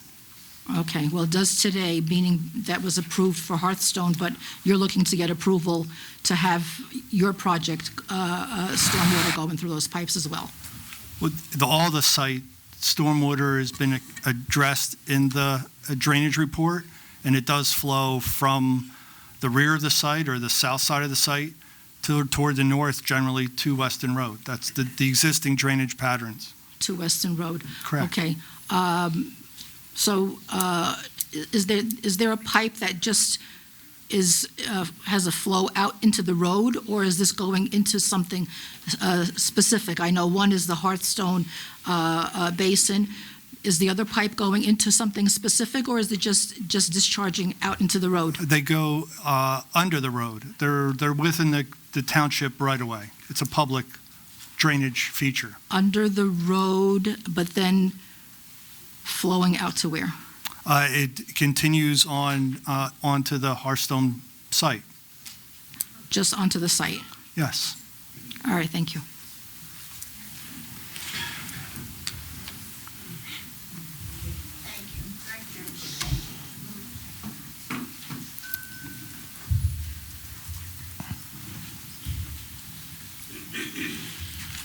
Good evening, Chairman, board members.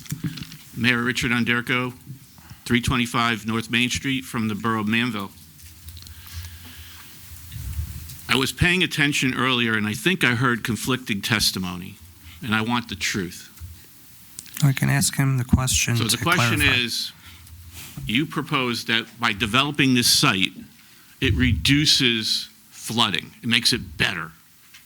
What I said is we've addressed the standards for the discharge from our site at the 2 points of analysis, and that's a requirement. And that drainage report is a separate and standalone report that was last revised September 28th of 2023.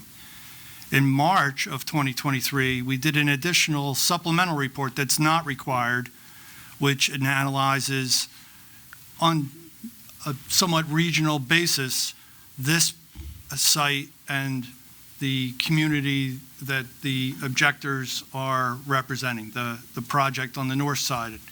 And it takes that drainage report that was reviewed and approved as part of that project, and that project drainage report included our site, because our site drains through that site.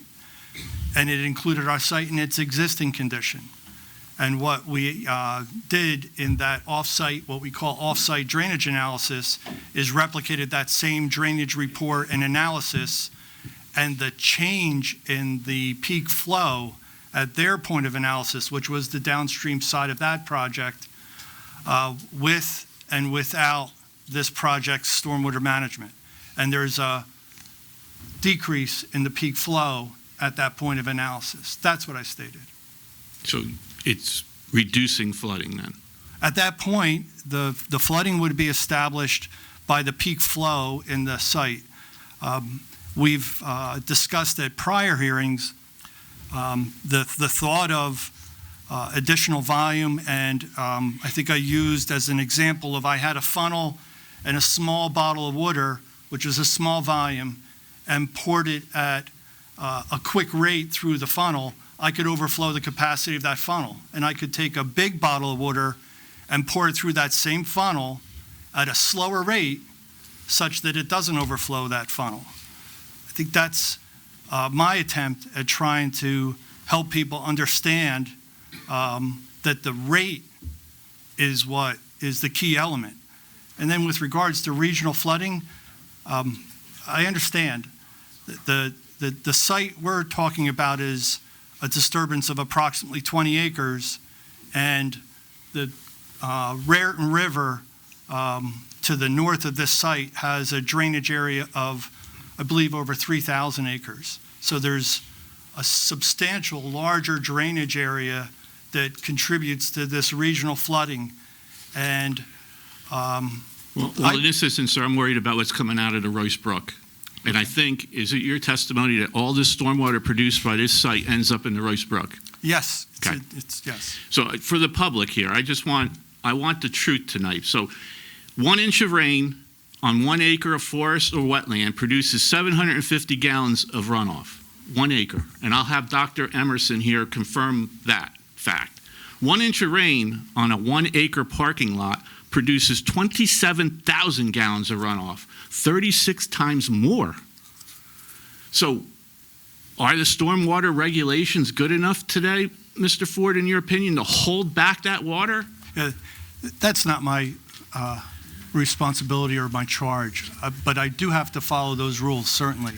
And in this case, as I don't know how long you were here today, but we've established that the allowable peak rates of discharge from this site are not just meeting the standard, we're well below the standard. So we're not just barely meeting what's required. And as was recommended by the Environmental Commission of the township, we've also held back the water and released it at a slower rate such that it doesn't release it even at a higher rate, such that it's drawn out even at a longer time period. And that's all efforts to try to not just meet the standard, but mitigate for runoff. So as part of the new stormwater management MS4 standards, right, there has to be a watershed improvement plan in every township. Wouldn't it be best to leave this property in its native state? I have no further questions or comments.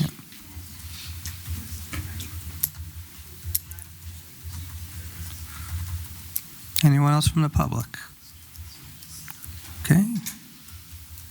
Seeing none.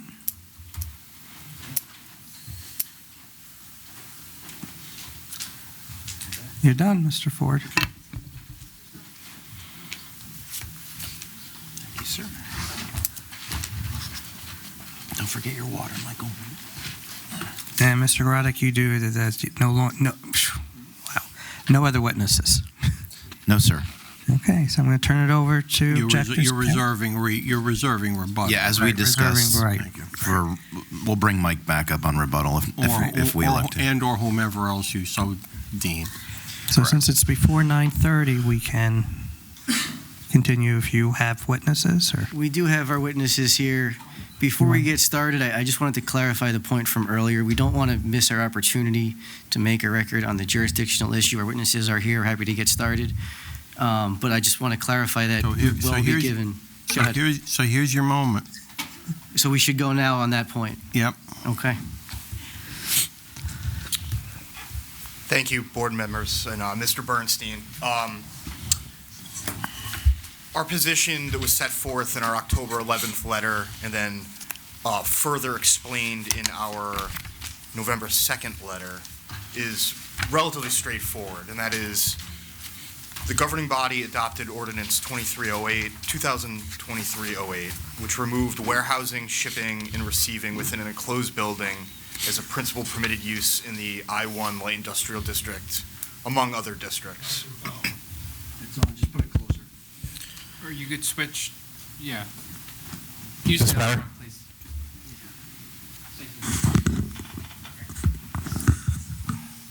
There we go. Better. So the ordinance, when it was adopted, it specifically says that the township has the right to protect the public health, safety, and welfare of its residents. And it goes on to say removal of warehousing, shipping, and receiving facilities as permitted permissible uses in the I-1 Light Industrial District, among other districts, is necessary to do so. Then when you look at the time of application rule set forth at NJSA 40:55D-10.5, the time of application rule states in sum that development regulations that are in effect on the date of submission of an application governs review of decisions regarding that application. However, it goes on to state any provisions of an ordinance, and this is important, except those relating to health and public safety that are adopted subsequent to the date of submission of an application for development shall not be applicable to the application. So in sum, what we're saying is that the governing body in their ordinance specifically determined it was necessary to remove warehousing from the I-1 zone to protect public health, safety, and the welfare of Hillsborough residents, and therefore the time of application rule doesn't apply because of that exception. And our position is that there's no further findings needed by this board. The governing body already made the determination that removal of warehousing was for public health, safety, and welfare.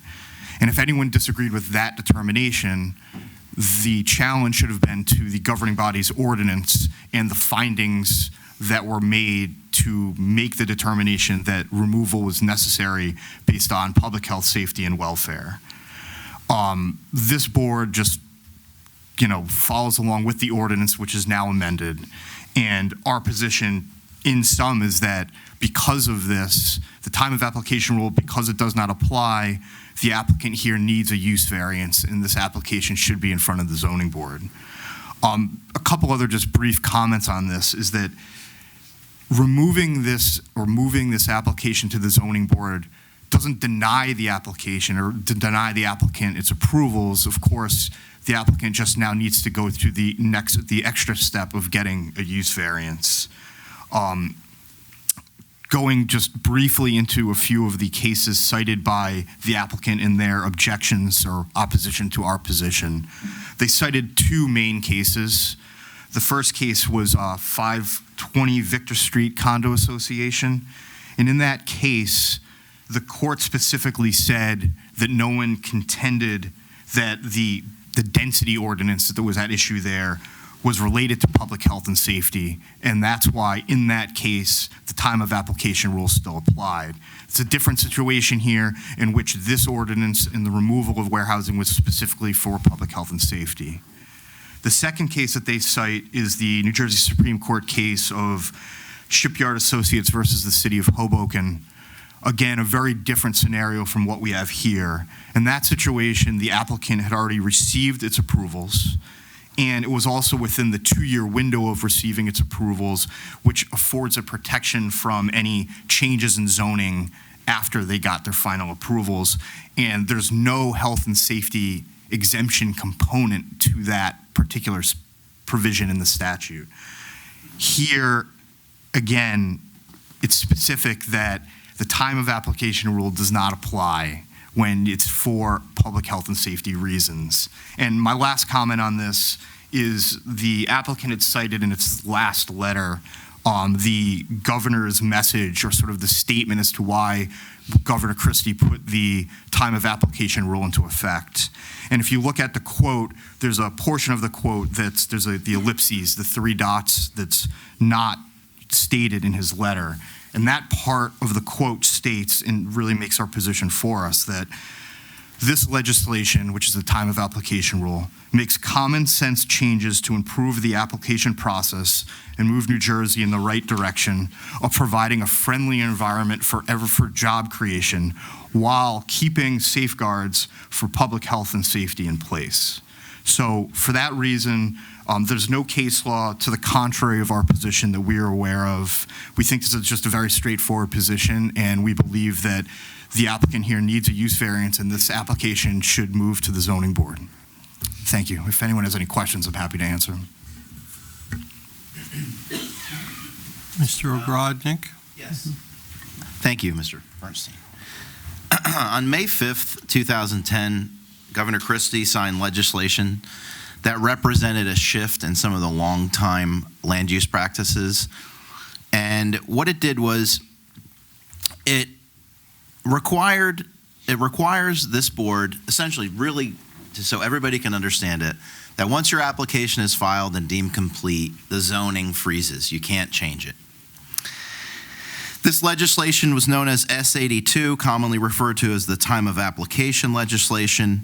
And again, it indicates that the application will be governed by the municipal development regulations in effect at the time the application is submitted. Courts have clarified that to say when the application has been deemed complete, because prior to that, townships they'd see an application like a warehouse application and then change the permitted use to prohibit warehousing, or for whatever the prohibited use was. Sometimes in direct reaction to the application. So the Superior Court, looking at concepts of reliance and estoppel, said you can't change the rules of the game mid-game, essentially. So once you file it, it can't be just a one-page, hey, I'm building a warehouse the day before your ordinance becomes effective that bans warehousing. It has to be a legitimate, complete application. This was to protect developers from spending hundreds of thousands of dollars, like my client, and getting blindsided by zoning changes that would then move this application to another board. The Assembly Housing and Local Government Committee statement explains why this is inequitable, and it's obvious, okay? The municipal land use law under 40:55D 10.5 codifies this concept, and it, as stated by my esteemed colleague, indicates that notwithstanding any law to the contrary, those development regulations which are in effect at the date of the submission of application shall govern the review of the application.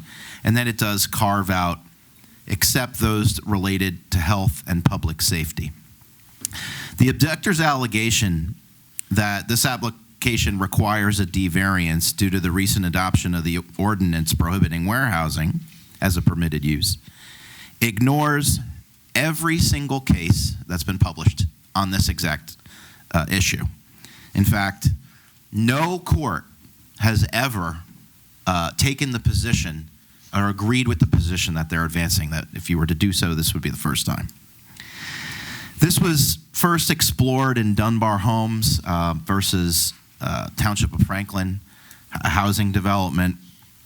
And obviously, this would squarely impact the ordinance 2023-08, which I understand is being challenged in court by other defendants and other parties. CBS Outdoor versus Borough of Lebanon Township, again, upholds the time of application rule. It is undisputed that this application was deemed complete by the township via letter dated September 23, 2022, which I've attached as Exhibit A to my letter. It's also undisputed that the planner, then it was David Maskey, opined that stating in its relevant part on November 10th that warehousing, shipping, and receiving completely when a closed building are permitted uses. So I think the logical disconnect is, how could a permitted use be so injurious to the health and safety of this community that it would be barred and this board would lose jurisdiction? The exception relating to the health and safety under NJSA 55D-10.5 is completely inapplicable to just a regular run-of-the-mill zoning change. Municipalities are permitted to ban a variety of uses. Municipalities are permitted to regulate density. Courts have upheld 10-acre zoning and even greater, and I know your mountain zone has 10-acre zoning. Courts uphold that. Courts will uphold a proper enactment of any ordinance that bans any use, for example, warehousing. This is power given to municipalities by our state's constitution. Article 4, Section 4, Paragraph 2 of the 1947 Constitution delegates the power under the police powers of zoning to the municipalities. You know, there's hundreds, if not thousands, of industrial uses, existing warehouse, and there's certainly no evidence on the record. In fact, there's been even no testimony that a permitted warehouse would vitiate the health and public safety of the public. Foremost, I would say quite the contrary. This applicant has presented expert testimony from air quality, noise, traffic, planning, and no testimony has been presented to refute the conclusions of the expert opinions that this project will be detrimental to the impact of public safety, which is obviously a very high bar. Again, not a single reported decision or unreported decision supports the objector's position. I'm unaware of any board that has relied upon the health and safety language in NJSA 55D-10.5 to circumvent the time of application rule for a zoning change. We've cited 420 Victor Condo Association, which the appellate division ruled that, quote, we would doubt it would be appropriate to apply a now passed ordinance. Today, I've reviewed on my research every single case that references this provision of the state statutes. Shipyard Associates, as Mr. Bernstein knows, is really the case on point. It was a Supreme Court case. Area of Hoboken was flooded after Superstorm Sandy, and an ordinance was enacted to prevent residential. Court said no. Time of application rule applies. Dunbar Homes, as we talked about, that's the case most cited for this. Again, time of application. One Greenwood versus Montclair Township Planning Board upholds a time of application. It's a new case of February 2023. Village Supermarkets versus Borough of Garwood upholds a time of application. Mahwah Board versus Zoning Board of Adjustment, just published by the Appellate Division on October 24th, 2023, upholds the time of application. 520 Victor Street Condo, as I cited in brief, and Roop LLC versus Planning Board of Hamilton, again, upholding that concept.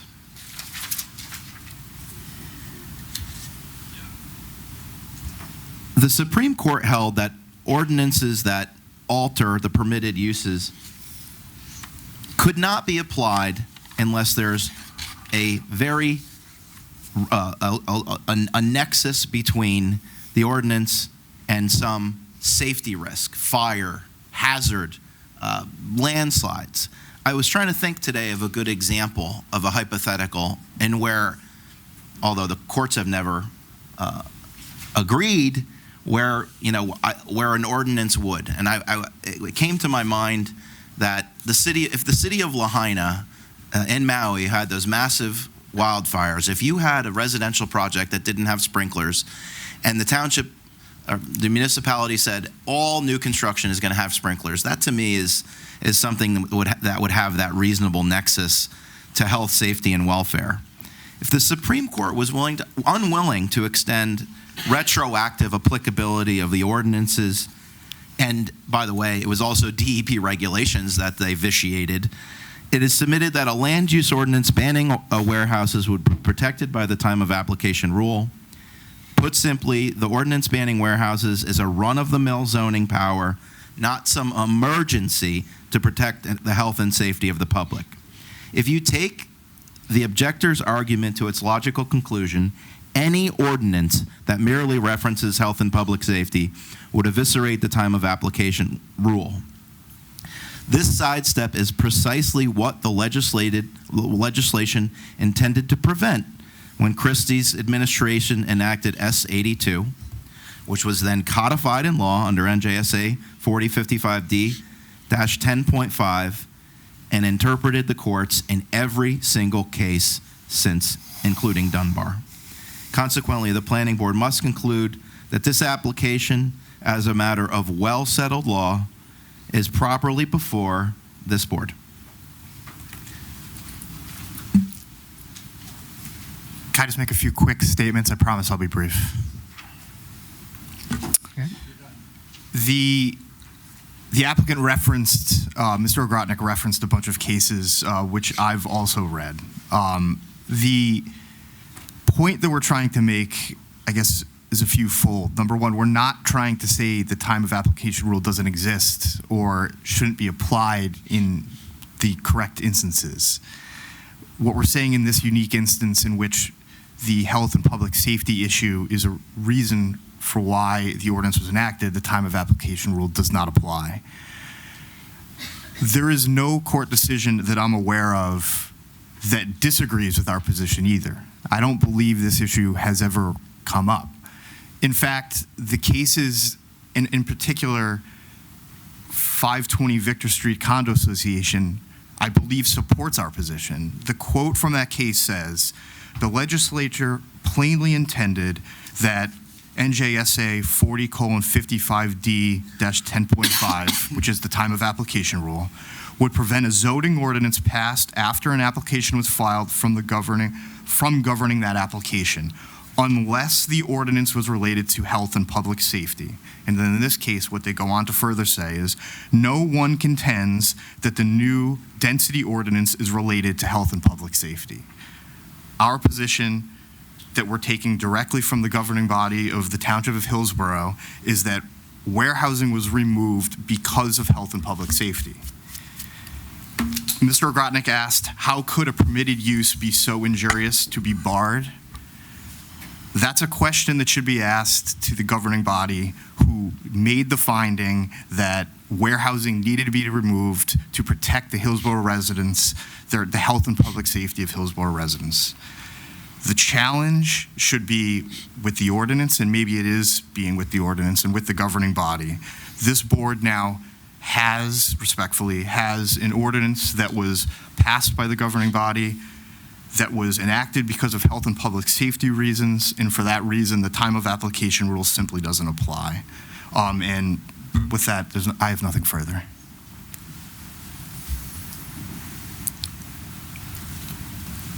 This may come as a bit of a shock to Mr. Ogrotnik in that he contends that we never agree on anything.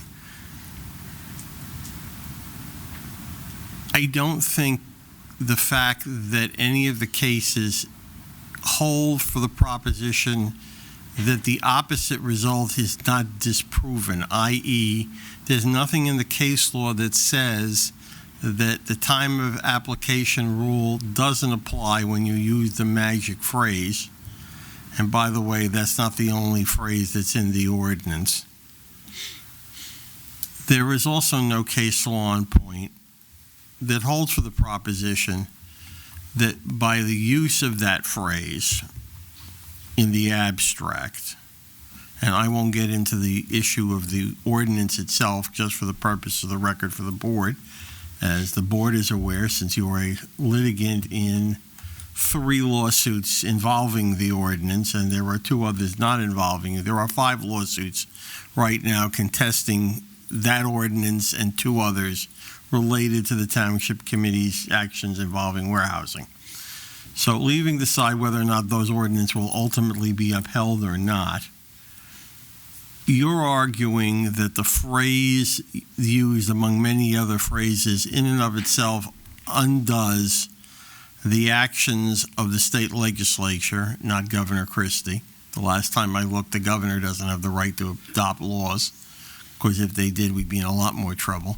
That the legislature in 2010, when it went along with the developers' lobby and said it's not fair for us to be in the middle of an application and have the municipalities change the rules, so we went in the 180-degree opposite way and said it's now time of application when the rest of us dealt with time of decision. I don't see at the moment, and I will be happy to see anything either one of you wants to provide, including Mr. Ogrodnik, cases that have come down, or Mr. Sinkovich, since your letters to me, that would indicate what position the courts have taken on this issue. What I'm hearing, and just for the record, I've seen this argument not only here, but Mr. Sinkovich's office has raised this issue in at least one other board that I'm involved in, which is also now in litigation, but not over that issue per se, is the argument that the legislature intended that the use of the phrase except the public safety, health, and welfare, which is sort of used, that the intention of the legislature in 2010 or the courts since then have found that the use of the phrase in and of itself is grounds for reversing the time of decision rule, time of application rule, and reinstituting the time of decision rule. If you can show me that, I will be happy to consider it when I ultimately render my opinion. But the mere use of the words in and of itself, I don't believe necessarily gives a lot of comfort to my office nor to myself advising the board that they should unilaterally determine that this application has no jurisdiction, because if that's the case, it'll make our lives a lot easier, because none of the applications currently pending will be here anymore, and it will torture the zoning board, which is their problem. But more importantly, I really would like to try to avoid, if at all possible, having this board wandering out into its proverbial legal traffic and having, when and if the civil division of the Superior Court in Somerset County ever has enough judges to hear these cases, that we end up back before this board because they didn't have the right to determine that this case or any other of the ones doesn't have jurisdiction unless somebody wants to show me where somebody, whether published or unpublished, is at least given some form of guidance on the issue per se. The Dunbar case, as Mr. Ogrodnik has cited, is supposedly the seminal case, and ask anybody in Franklin Township how they feel about that seminal case, and we won't mention that in polite company. But it's one of the seminal cases on this issue, and I think, gentlemen, if you want this board to consider going out into proverbial first impression legal traffic, you're going to have to show me something to consider sending to this board other than the phraseology used in a whereas clause in an ordinance saying because of the public safety and health, that in and of itself changes it from a time of application to a time of decision. I have not rendered a decision, as I said earlier. I am not rendering a decision now, but I do need to give you some idea, as courts have a habit of doing in my non-judicial capacity, to sort of indicate where we need some guidance here. If you provide such material, please provide it to Mr. Ogrodnik. If he wishes then to respond accordingly, that's fine. I believe that when we get to the end of this hearing tonight, we're going to discuss another hearing date, and at that point, I will probably request that the board give me the right to set a deadline for such submission so that I can render a report in sufficient time prior to the next hearing. Because ultimately, just for everybody's edification, so that there is no misunderstanding from the public, because most of the public here tonight are not frequent visitors to these meetings. Only a handful of the public is. Even if I render an opinion recommending to the board that the board does not have jurisdiction over this application, the board is not bound by my opinion. It is just that, an opinion. It is ultimately up to this board to agree to vote on a resolution to either indicate the lack of jurisdiction or not, if that's where we go, before there is a lack of jurisdiction. I opine that I believe there is a lack of jurisdiction. The board is not bound by my opinion. It is just that. So I want everybody to understand that even if I do render a decision that favors the objector's position, the board can suggest to me what they want to do with my suggestion. And therefore, no one should take great solace in an opinion one way or the other. So, thank you, Mr. Chairman. Okay, thank you. We still have time on the clock if you want to. No, that's. I know the board's rules. We do have our witnesses No, here. we Would you like can us to get start. started? All right. You're under the clock, so we can hear new testimony.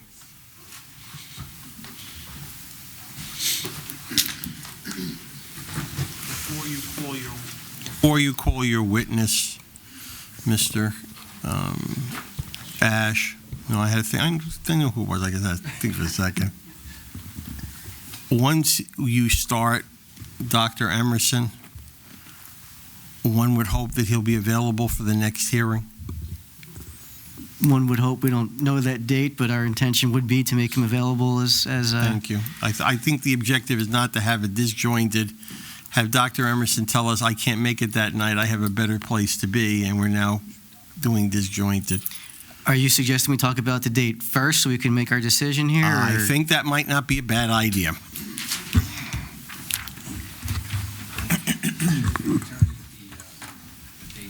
Both of them. Oh, just talk to him before. So I was thinking.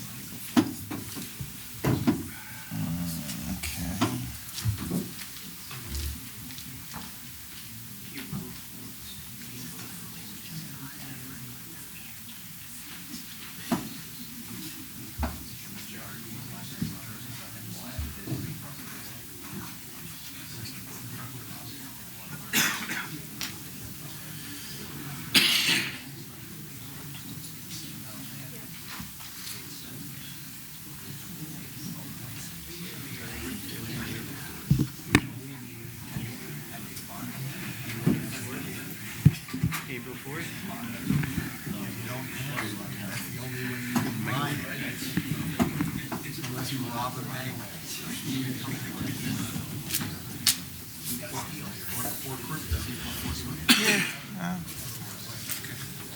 Get coverage for my other meetings. Oh, yeah, it's priority.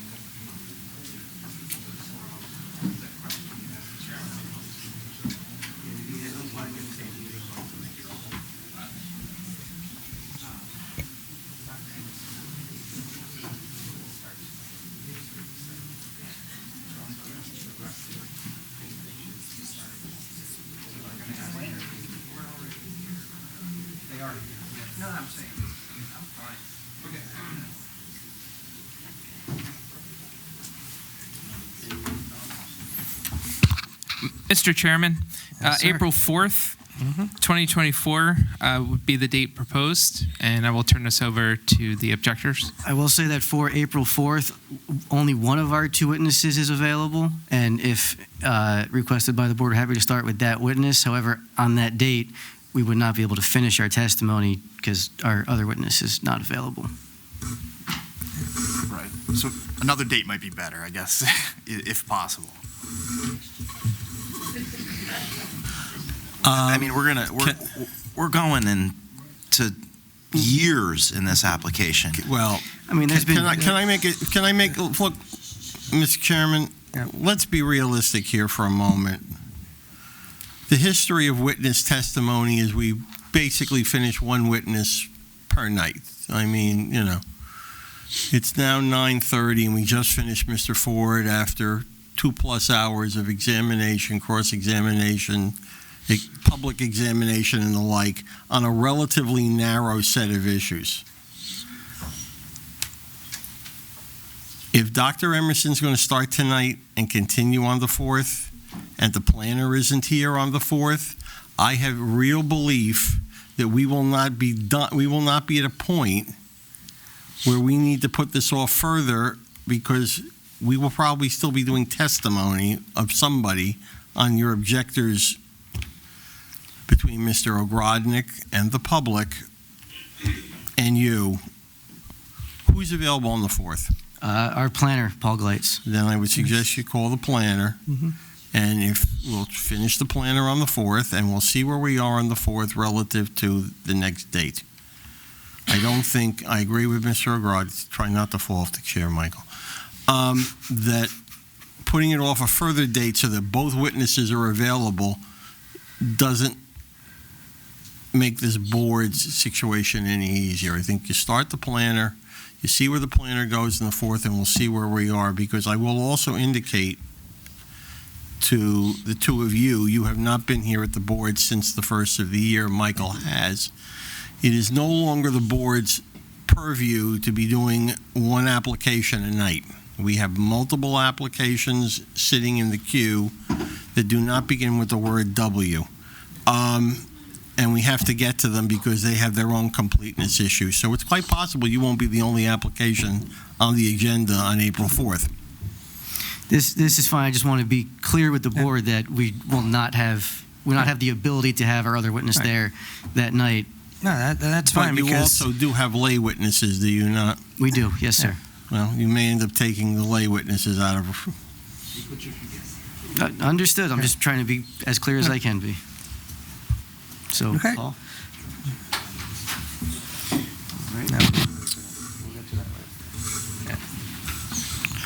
With our first witness, we're going to call Paul Gleitz, our professional planner. Okay, and we'll swear you in. I do. Paul Gleitz, G-L-E-I-T-Z. And Paul, for the purpose of your testimony, can you please give the board your qualifications and experience? Certainly. I'm a licensed professional planner in the state of New Jersey. I'm also a member of the American Institute of Certified Planners. I have a Master of City Regional Planning from the Blaustein School of Planning and Public Policy at Rutgers University. I'm a principal of LNG Planning, and I've testified and been in planning practice for about 20 years now. I'm the municipal planner for Byram. I previously served as the board planner for a number of municipalities around the state. I've testified before dozens of boards throughout the state, including locally Bound Brook, Franklin, Raritan, Somerville, Watchung, and I was before your zoning board for an application also in the I-1 zone. And in those locations in which you testified, were you qualified as an expert in professional planning? I was.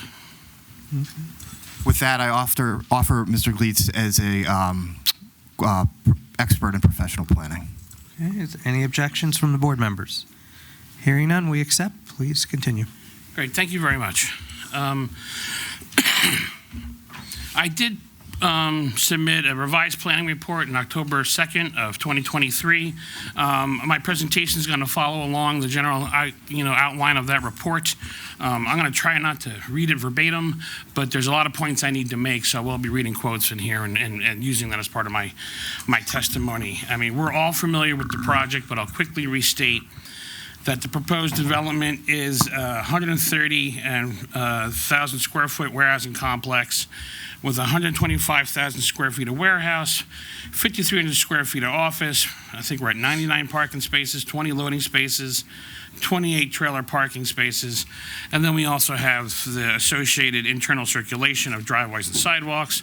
We have stormwater detention facilities, which we heard a whole lot about tonight, lighting, landscaping, all to be developed on 18.2 acres in the LI Light Industrial Zone.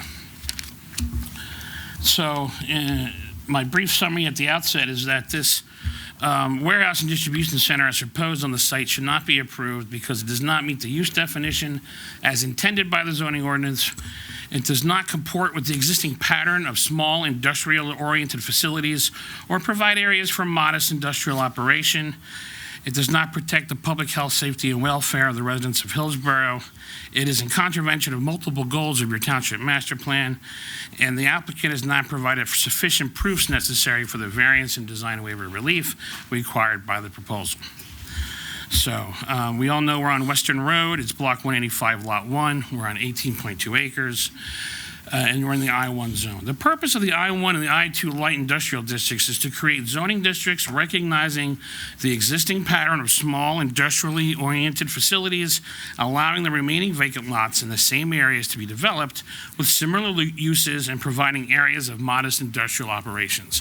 And I want the board to keep that idea in your head because the applicant has used the term industrial and warehouse kind of interchangeably, and I think it's not quite the same here. So in the zone, we have a number of permitted uses: office and office buildings, warehousing, shipping and receiving within an enclosed building, assembling finished products completely within an enclosed building, research and lumber yards, freestanding restaurant and restaurants located in a multi-use building, but not allowing drive-throughs, childcare and adult daycare centers, contractor facilities, indoor recreation facilities, medical offices and veterinary hospitals, retail sales of goods and services limited to products manufactured by the company, and fiduciary institutions. So it's a real kind of mix of uses that's allowed in this zone, both from a retail sense and industrial sense, with some components of storage and assembly, contemplated throughout all the uses. And the conditional uses include vehicle service facilities, dispatch services, and internet vehicle processing facilities. As you know, the existing site is essentially vacant land with wooded areas and some wetlands. And the proposed use is, a warehousing distribution center.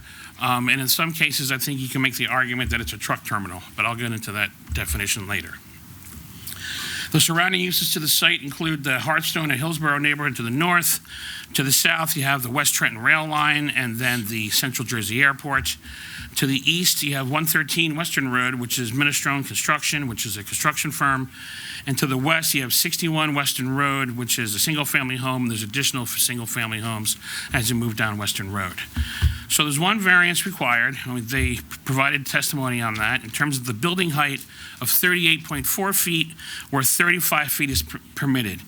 Now, for the C1 variances, which it's either C1 or a C2 variance, that this bulk variance they require, the proofs for the C1 are that they must demonstrate that the physical limitations of the site, such as narrowness or the shape of the property, exceptional topography, or unique situations on the property, create a hardship. That is not the proof that they provided. They provided the other one, the C2 or the flexible C, and there's 5 elements of that they have to provide proof for to gain a C2 variance. That is that the application relates to a specific piece of property, that the purposes of the MLUL would be advanced by a deviation from the zoning ordinance requirement, that the variance can be granted without substantial detriment to the public good, and that the benefits of the deviation would substantially outweigh any detriment, and that the granting of the variance would not negatively impact the zone plan and the general welfare. So they have both the negative elements, the negative criteria, and then there's this balancing test that they have to apply between the purposes of zoning and the negative impacts created by the variance. So the first main topic, that's kind of the framework we're operating here, and that's what we've been talking about for 10 nights, I guess it's been. So the applicant is relying on warehousing, shipping, and receiving completely within an enclosed building on that list of principal permitted uses in the I-1 zone to support their application as a permitted use. And now you all know, we just heard a long discussion about that ordinance was amended in June of last year to delete the use from the list of permitted uses.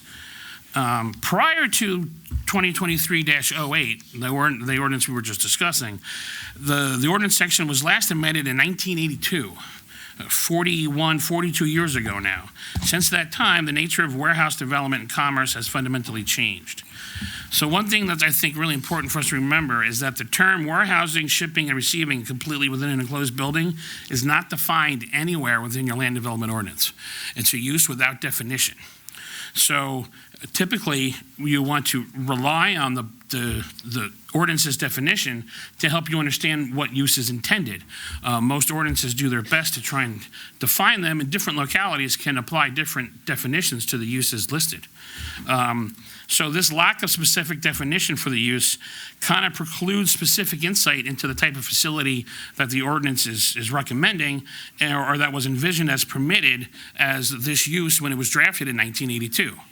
We have no guidance there. We just know it's a simple warehouse shipping and receiving. So when the zoning was created in 1982, the nature of warehouse development was smaller in scale and typically related to the shipping of products or materials generated on site for transit to wholesalers that then went on to retailers or end users. Then we saw in the 90s, mail order catalogs became more popular, and we saw a shift to direct home delivery. And then, as you all know, with the internet, and then with COVID and the rise of Amazon and all these other things, that e-commerce has rapidly increased the size of warehouses, and now we have a whole different kind of warehouses, including fulfillment centers with delivery times that used to be from weeks now to days, and in some cases even hours. You can expect delivery from these online e-commerce sites. So since the term warehouse is undefined in your ordinance, I think it's important for you to look at the purpose of the zone and additional sources to determine what type of use was really was intended, what they were thinking about when they were framing this ordinance, and what they thought was supposed to be built in this zone. So again, I will reiterate that the purpose of the I-1 and I-2 light industrial districts is to create zoning districts recognizing the existing pattern of small industrial-oriented facilities and allowing remaining vacant lots in the same areas to be developed with similar uses and providing areas for modest industrial operations. These were not seen as large highway interchange, nearby port type, large industrial facility areas. The whole intent of these two zoning districts was for small in scale infill type development that you've seen throughout the rest of the I-1 and I-2 zones. So, you know, to kind of specifically understand what was meant by recognizing the existing pattern of small industrial oriented facilities, I did an analysis of the existing pattern of development throughout this zone. And so Appendix A of my report is that, I hope you've been able to review that, is that lot by lot analysis of each zone, every lot, their uses, the scale of the development, and the type of development on those properties. I will not go through that now unless you ask me to provide further information as I go through this. But I'm able to summarize these different zones. The property in question is in what I'm calling the Weston Road I-1 zone, which is the second smallest at 37.6 acres, and there's 6 lots, 2 of which are developed. The entire zone is bound by Western Road to the north and the rail line to the south. The surrounding zones, in the context of this zone, is the retirement community to the north, which is the Hearthstone at Hillsborough development. The RA residential agriculture to the west is mostly large lot single-family residential, and the CD corporate development zone to the south is composed entirely of the Central Jersey Airport. Access for this I-1 zone is exclusively from Western Road. The Sunnymead Road I-1 zone is nearby to the southwest. It's the second largest of these zones at 91.5 acres. It has 11 lots, 6 of which are developed per the I-1 type uses. 2 are residential or farming type uses, 2 are vacant, and 1 is township property. The surrounding zones there are the Royce Brook Plan residential development to the west, which is the current site of the Royce Brook Golf Club and is zoned to permit a golf course community.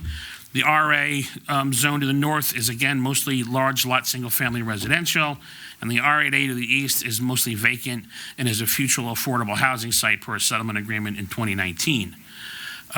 with M&M Realty Partners. So all of the properties in the I-1 zone have access from Sunnymead Road, in the Sunnymead Road I-1. The Champlain Road I-1 zone is to the north. It's the largest and is primarily located north of Champlain Road and US Route 206, south of the Conrail, Norfolk Southern Rail line, and it's it's more than 145 acres. This zone contains 54 different lots. This is the zone that's most developed of all the I-1 zones, and this features the mix of uses that kind of meets the intent of that zoning district. When you drive around that zone, you see a pattern of small industrial-oriented facilities, and you see similar uses, and you see modest industrial operations. You've got the RA zone and the highway surface zone to the south, the ED economic development zone and the highway surface zone, and a little bit of residential. That's the public green park to the north, and you have residential to the west and high-density residential in Manville to the east. So the properties in this I-1 zone, you have access from US Route 206, Champlain Road, and Old Champlain Road. And these are more designed to have this kind of larger traffic, better access, more developed, wider right-of-ways, providing access to kind of what the I-1 zone is really designed to look like. In the fourth I-1 zone, which I'm calling Park Avenue I-1, is further north. It's the smallest, and it's kind of at the street ends of Park Avenue and Brown Avenue. It's just over 14 acres, and it contains 7 lots.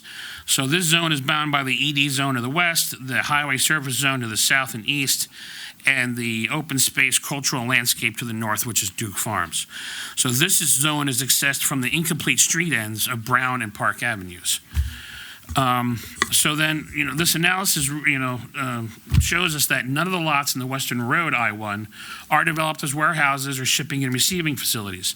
The largest building in the zone that the property in question is on is a 29,000 square foot building used by a construction company and has no loading docks.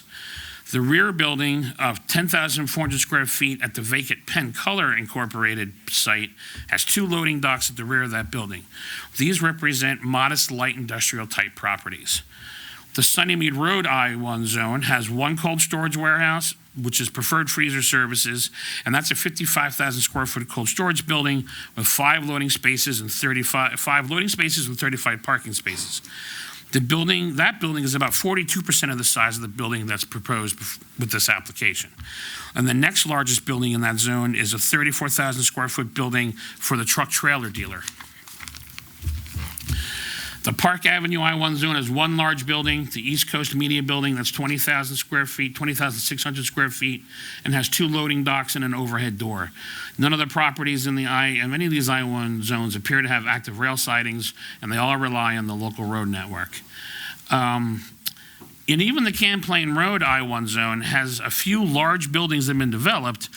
The Valley Park Business Park has 2 buildings with a combined square footage of 79,000 square feet, but that is divided into 24 different suites with no loading docks and no overhead doors within the rear. The Delrelco Business Park has 3 buildings that combine for just over 40,000 square feet. That has 11 loading docks and a few overhead doors. And the Permador Industries building is about 50,000 square feet with 1 loading dock and 6 overhead doors. The P&S Enterprises warehouse is 31,500 square feet with 2 loading docks and 2 overhead doors. All the remaining properties in that zone have buildings that range in size from 6,000 square feet to 20,000 square feet for a variety of light industrial buildings. None of the buildings in the zone are larger than 50% of the size of the building proposed on the property in question, nor do they have the same number or extent of loading docks and overhead doors as proposed. All the properties in the Champlain Road zone, as I mentioned before, have direct access to US Route 206 or get to 206 from Old Champlain and Champlain Road. So the size and scale of the proposed warehouse does not comport with the existing pattern of small industrial-oriented facilities, and it does not provide areas. This is not a modest industrial type operation. It's over 130,000 square foot warehouse complex with the parking spaces, 99 parking spaces, 20 loading spaces, and 28 trailer parking spaces. This proposal represents a much larger type of development than was proposed for the I-1 zone and does not match the existing pattern of development in any of the I-1 zones. So when we continue to examine the land development ordinance for Hillsborough, there's one other definition that is, I think, relevant to the application, and that's for a truck terminal. The definition, the defined truck terminal is an originating or terminating point for trucks, which may include servicing facilities and for trucks and comfort facilities. The existence or proposed location of storage or warehousing of items transported by trucks should not be deemed to change the nature, the character of the use, which meets the foregoing definition of truck terminal. So, and this definition is pertinent to the LDO section 18897C1, which prohibits motor freight terminals, motor and truck transfer stations, motor and truck depots, motor and truck storage sites, truck stops, and truck repair facilities. All of those listed uses are prohibited within Hillsborough. So, per the testimony of the applicant, the traffic engineer, and the logistics experts, they clearly describe the proposed operations as bulk goods being shipped from overseas to the Port of Elizabeth in pre-packed containers. Those containers are then trucked to the site where they are unloaded by hand. The materials are stored on site, and then the materials are repackaged for consumer or retailer delivery, then reloaded into containers that are then trucked to third-party carriers, such as FedEx or DHL, for shipment to end users. So the trucks with containers from Port Elizabeth terminate at this facility, and the trucks with containers for delivery originate from this facility. No construction, fabrication, combining, or installation of any kind was described as occurring on the site with any of the materials or the products. And the architect testified that the comfort facilities for truck drivers will be included in the building. So again, we're talking about 20 truck loading spaces, 28 parking spaces to service this facility. This is an indication of the kind of truck traffic they're expecting for this facility, or that this facility can accommodate. And this is the same kind of trip generation I think you could expect from motor freight terminals and truck terminals. So if anything, the type of proposal that they have before you is more akin to a truck terminal, which is prohibited, than to the small scale light industrial that's envisioned by the I-1 zone that they're proposing to develop. So that's kind of my examination of your land use ordinance and how it relates back to the proposal before you. Moving on, we've heard some testimony and some mention of warehousing becoming an issue throughout the state. As you well know, you're a part of that larger discussion. Your neighboring towns are part of that larger discussion. Because warehousing has become such an important discussion throughout the State Planning Commission's Office of Planning Advocacy has been offering guidance to municipalities in the wake of this warehouse construction boom that has occurred throughout the state. And it's kind of a unique report. They don't publish these reports on an annual basis. This is a new type of report that the OPA is putting out. And I'm quoting directly from that report. The most important consideration when planning a logistics facility is its location. Large warehouses located near residential areas, overburning communities, or other sensitive receptors expose people to air pollution, noise, traffic congestion, and other environmental impacts that they generate. Even a warehouse located in an otherwise ideal location can result in substantial detriment to the transportation network if its intensity is out of scale with roadway capacity infrastructure. Truck traffic can present substantial safety issues. A detailed analysis of all such traffic and road safety aspects should be required of the developer and specified by ordinance. The truck study analysis should include information regarding upgrades and costs needed to address project impacts and necessary improvements to conflict points, diminished levels of service, and other related transportation capacity concerns, along with identified anticipated routes. Reviewing boards should ensure that proposed truck routes can be identified that are away from downtown commercial retail centers, main streets, residential areas, school zones, recreational parks, daycare centers, overburning communities, and other sensitive receptors. So this is the kind of guidance that the state is giving the municipalities and what they should be looking at as they review these applications. Now, again, I've quoted some additional definitions in my report. So from the Geography of Transport Systems, 5th edition, warehouses are essentially freight facilities used to support freight transportation. They come in many forms and types. Traditional warehouse is used for storing goods and materials in inventory for extended periods of time and then releasing them on demand. So they could be multi-tenant facilities, and they're usually for medium-term leases. The main difference between traditional and distribution warehouse functions relates to the time the inventory spends within a facility. The latter, distribution facilities, see much greater product loading and unloading flow velocity, usually less than a few days, especially at fulfillment centers which delivery goods directly to consumers within less than 48 hours in high throughput facilities. So the OPA guidelines kind of gives us some scales to think about. A major distribution center for a large-scale regional interstate distribution typically would have a minimum gross floor area of 500,000 to more than 1.5 million square feet. A large fulfillment center would have a gross floor area of 150 to more than 500, and a medium would have 250 to 350. A last mile fulfillment, which is a local, smaller area fulfillment center that serves local markets, would be between 50 to 150 square feet, and that can include even down to 3,000 to 25,000 square feet. So warehouses are changing to adapt to automation and reduction of available space by reducing footprints. So they've even started to create these high cube and automated warehouse type facilities. High cube warehouses are highly automated with sophisticated racking and forklift retrieval systems, and allowing them to get much higher loading and unloading speeds. So all of that is the background of the information that the State Planning Commission wants you to consider when you're hearing these types of application. The testimony of the applicant, the site engineer, the traffic engineer, and the logistics expert included many deferred answers to questions asked by the board, the public, and objectives councils. The use and operations of the proposed facility by Miracle Brands was not really fully described. There was inconsistencies throughout of how they intended to use this. Some of it was based on their existing facility, some of it was based on projections, and none of it was clear. So, and much of the testimony was unclear about operations outside of their immediate 2 to 3 year window. This facility can be leased to additional users, and it kind of makes this proposal speculative in some way. It's really a spec development in some cases, because Miracle Brands does not need, they testified they didn't need the whole facility. So it's the whole entirety of proposed facility is not needed, and the office staff from Miracle Brands was testified to that they're going to remain at home. They've been functioning at home. They're going to remain at home, and so they might not even need to utilize the office space in the building per their testimony. So I think it's important to note that at 130,000 square feet with about 125,000 square feet of warehouse space, this proposed use could be a number of these distribution types. You can have a large fulfillment or a last mile, or you could have a high cube warehouse based on the height of the proposal.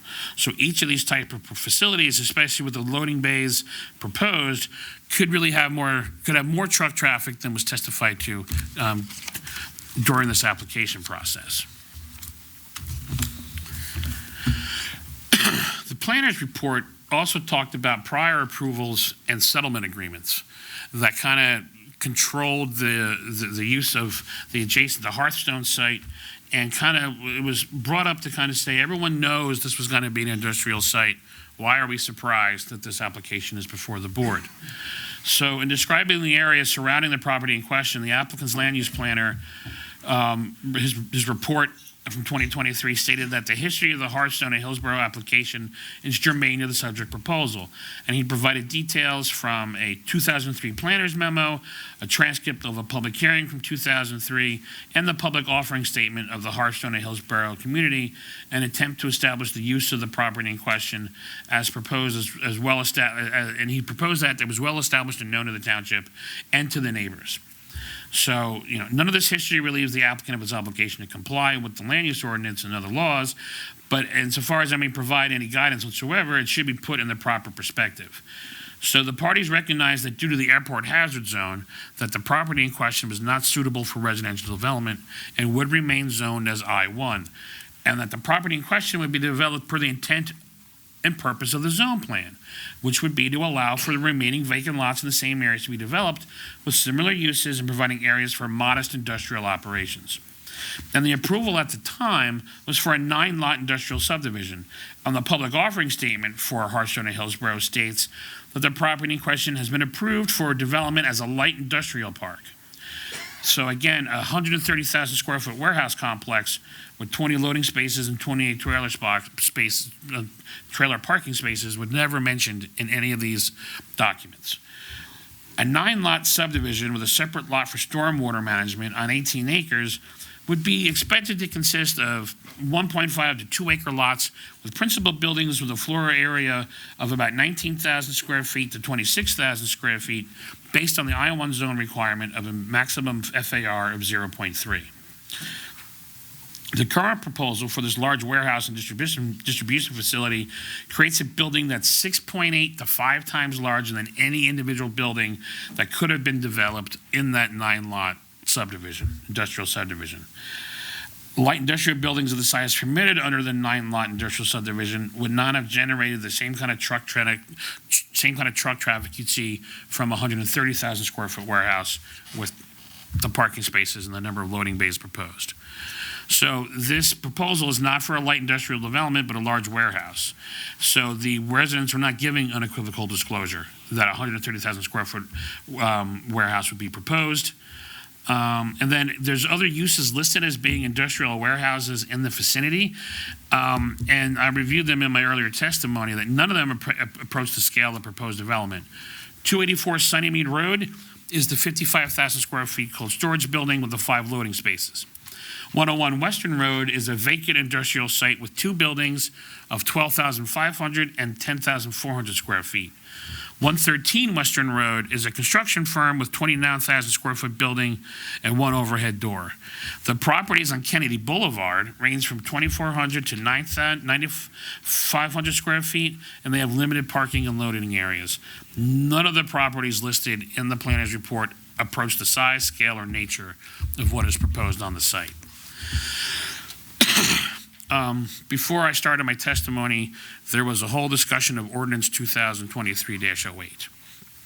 And I know there's opinions were given by both sides and everything else. I'm not a lawyer, I'm not going to rehash that, but I do think it's important that, I think it's germane to the application from a planning perspective, not necessarily from a legal perspective. So I'll address that for now.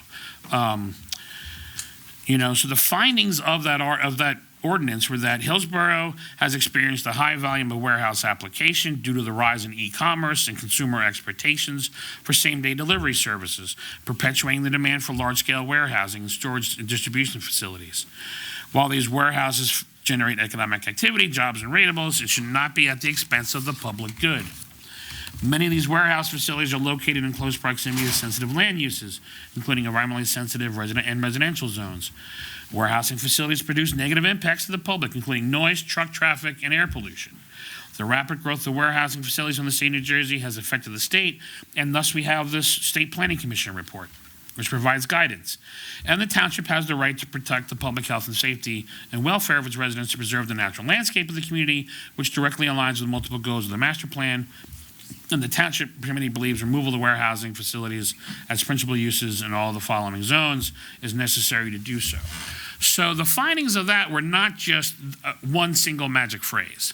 There was actually a number of findings within the resolution that relied on a number of facts and factors that have been affecting the local community that the governing body was reacting to. And then as part of the adoption process, this very board that you sit on reviewed the proposed ordinance in June of last year, and you found that proposed ordinance that is removing this use from the zone was consistent with the township master plan, and you recommended and fully supported adoption of the ordinance. That resolution recommending adoption was adopted unanimously by all members of the board at the time. So the resolution that you adopted stated that you concurred with those same findings that the township had in terms of removing this use from the zone. So, and again, the time of decision language I'll skip that for now because that was part of the legal testimony. So, but from a planning perspective, as we think about my prior testimony so far is what did they mean in 1982 in terms of a warehouse, and what does that mean now? And what does that mean in the context of the I-1 zone that's designed to be small-scale light industrial and infill type development? I think the intent of the governing body is clear, that the removal of the warehousing and shipping facilities is necessary to protect health, safety, and welfare, which is one of the purposes of zoning that's mentioned later on. The applicant, it's also, prior to ordinance 2023, the last time the council looked at it was in 1982, 41 years ago. So the governing body and this board have determined that warehousing facilities produce negative impacts, including truck noise, truck traffic, air pollution, and that this is necessary to protect the public health and welfare. So this board can and should use this information with additional information to determine this application in the zone at this time in this particular location does not promote public health, safety, and welfare. I'm going to move on to additional impacts, I think, that are created by this application. I'm not a traffic engineer, so I'm going to be speaking about traffic impacts from a planning perspective and from your planning documents. So the traffic impact analysis categorizes Western Road as a local roadway under Hillsborough Township jurisdiction. The roadway has a general east-west orientation in the site vicinity and provides one lane in each travel direction with a 40-mile-per-hour posted speed limit. Western Road serves predominantly residential uses and some commercial industrial uses along its length. When in fact, Western Road provides access to one commercial use, Minestrone Construction, and as I talked about before, that's a 29,000 square foot building with one overhead door. The adjacent Penn Color Incorporated appears to be vacant at this time. I think there's even monitoring wells on the property, so that's not in operation at all. The remaining properties on Western Road are residential. There may be some home-based businesses, but none of those properties have any kind of additional significant commercial site improvements. There's no further analysis of Western Road in the traffic impact analysis. There's no detailed analysis of all traffic and road safety aspects. And there was no analysis that proposed truck routes can be identified that are away from downtown commercial retail centers, main streets, residential areas, all those receptors that the State Planning Commission says should be avoided. The traffic engineer testified that no other analysis was done on the surrounding road network since the proposed warehouse use was permitted in the zone. So, and that the Township Council had established, I think his words were, the blueprint for development in the town, and the developer was following that blueprint. So no further analysis was necessary. Given that Western Road does not have a shoulder or very little shoulder for most of its length, I think you'll find this lack of analysis is insufficient. They really should have looked at Western Road and what it could really, not just skip all of that analysis because it was a permitted use in the zone. The traffic study also assumed that 52% of the traffic would travel to the east, would travel from the west, and 48% would travel to and from the east. Travel to and from the east would likely be to access US Route 206 via Falcon Road and Sunnymead Road, and then Western Road. This route passes through RA development and includes a 90-degree turn on Sunnymead Road, which is surrounded by residential single-family homes.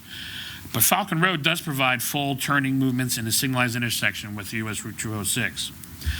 Travel to and from the west would enter Manville at Kennedy Boulevard and would require a difficult turn on the South Main Street to access the Manville Causeway to Western Canal Road to get access then to Interstate 287. This route includes impacts to downtown commercial retail centers, main streets, residential areas, overburdened communities, and other sensitive receptors, specifically identified by the State Planning Commission as areas to be avoided by this type of truck traffic. And I'll just close in terms of traffic and saying that, you know, I've sat through dozens of traffic impact analysis testimony, and they always focus on 2 hours of the day, the peak morning and the peak afternoon. They don't care about the rest of the day. So when you limit the traffic impact analysis to the level of service impacts on the road network during the morning and evening peak, you do not provide the full analysis of all the potential impacts of the proposal in the surrounding areas, as the State Planning Commission is advising you to do. In terms of environmental impacts, again, I'm not an environmental scientist, so I'm going to try and speak about these in a broad sense from a planning perspective. The environmental and health impacts of diesel truck emissions are well known and documented. In April of 2023, the EPA, federal EPA, announced new, more ambitious proposed standards to further reduce harmful air pollution emission from light-duty and medium vehicles starting in 2027. And the State Planning Commission guidelines clearly state that warehouses expose people to air pollution, noise, traffic congestion, and other environmental impacts. And again, your ordinance 2023 stated those same types of impacts from this type of use. Your Eco-Sciences environmental impact statement used statewide data to address the issues of air quality.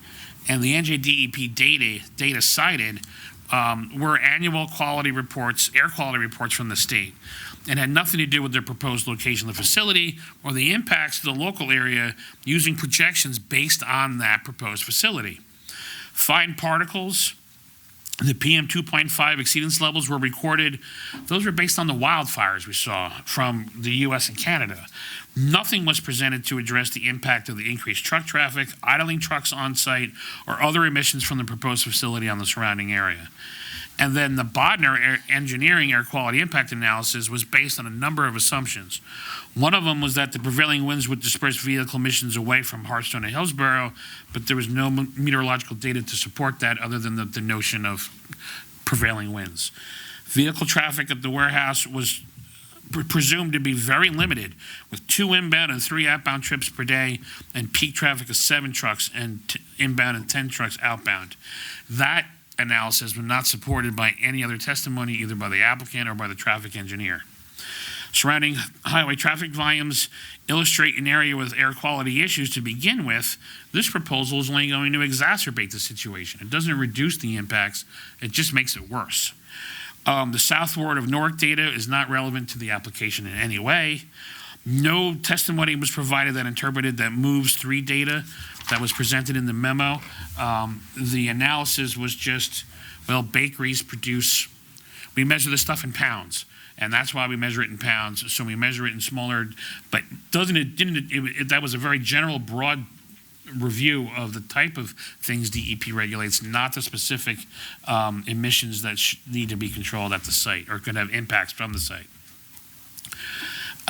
The industry-specific information has no relevance to the proposal, and honestly, describing Hillsborough as not of a community of color or a low wealth area, and not incredibly, and then therefore it's incredibly unlikely to see an explosion of truck traffic was really just kind of offensive conjecture, really, about the demographics of your town versus other areas.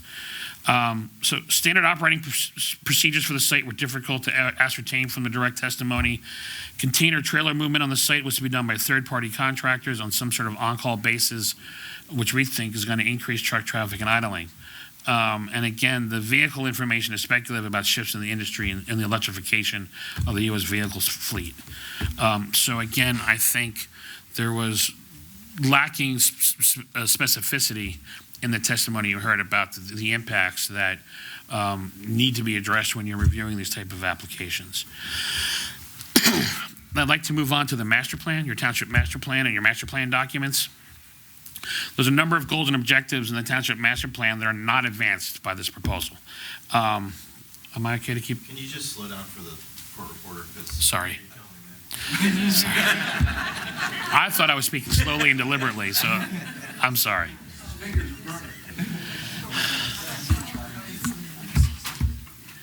Born and raised in Jersey, so I apologize. Moving on to the master plan. So the goals and objectives of the 2008 master plan, a re-exam, were carried forward to the 2005 master plan, and then in 2018, they were reviewed and recited. And under land use management, I found 2 goals that are in contravention of the proposal. One goal was to provide a future land use pattern that includes agriculture, recreation, employment, residential, and public services, and a safe and healthful environment. And the township wants to continue and expand upon land use policies that guide development to suitable locations and at appropriate intensities, and provide for higher densities only in areas where the public water and sewers and all other necessary public utilities, as well as transportation infrastructure, are available or provided. I don't think we have adequate transportation infrastructure at the site and therefore that makes it an unsuitable location for the proposal. Under community design, you want to encourage the development of employment areas in your residential neighborhoods with design that ensures the peace and solitude of the residents.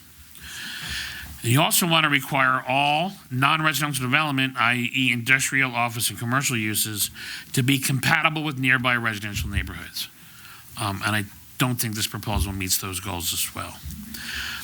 Under natural resources, you want to protect a number of environmentally sensitive areas, including wetlands, and you want to utilize the findings and recommendations of the Environmental Commission whenever possible.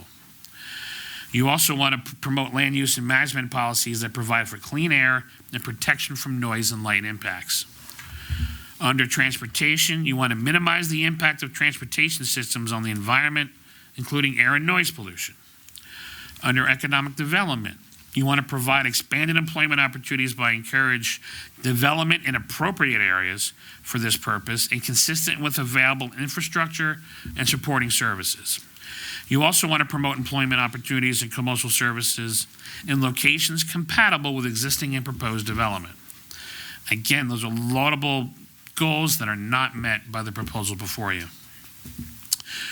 The 2018 master plan reexamination also had a number of recommendations about preparing a new goal statement and condensing all these down because they were found to be rambling, and you wanted more clear and persuasive goal statements. One other recommendation in the re-exam that is relevant to this application is trying to reduce the number of zones, total zones within the township. You have 40 separate zones ranging from 13 acres to 9,000 acres. And they mentioned redundancy in zones. And for example, there are 5 light industrial zones, I-1, I-2, I-3, LI, and TECD, and 1 general industrial zone, GI. A cursory review of the zones indicates minimal substantive differences. They could likely be consolidated into 3 zones along the lines of light, general, and commercial industrial. And I think you'll find that the I-1, I-2 zones were in that light pocket of condensation that was proposed in the re-exam. And the one other thing was that under Champlain Road, in one of the other I-1 zones, they talk about the remaining residential properties fronting on the south side of Champlain should be rezoned from industrial to residential, which is not really germane, but one more item about the I-zones. So again, when you go through all this, I think you can make the conclusion that the project location is not suitable in terms of transportation infrastructure, because Western Road is a secondary local road. The project does not preserve peace and solitude of residents and is incompatible with the adjacent residential development. The proposal will have significant impacts on the residents in the adjacent Hearthstone at Hillsborough neighborhood. The development will negatively impact air quality and will alter the hydrology of the impacted wetlands. And there are a number of recommendations made by the Environmental Commission that have not been incorporated into the application. The project does not minimize noise or air pollution, and in fact, the proposal will have significant air quality and noise impacts for the adjacent residential neighborhood and the other residents along those proposed truck routes.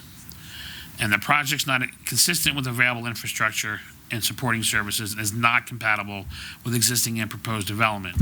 Western Road is a secondary local road not suited for heavy truck traffic. And I think you'll find that the Township Council and the board made those similar findings in their adoption of Ordinance 2023-08. I also reviewed the circulation plan. I reviewed all the master plan elements, but I found some findings in the circulation plan that I think are important for you to note. The circulation plan element of the master plan has not been updated since 1992 and 1996.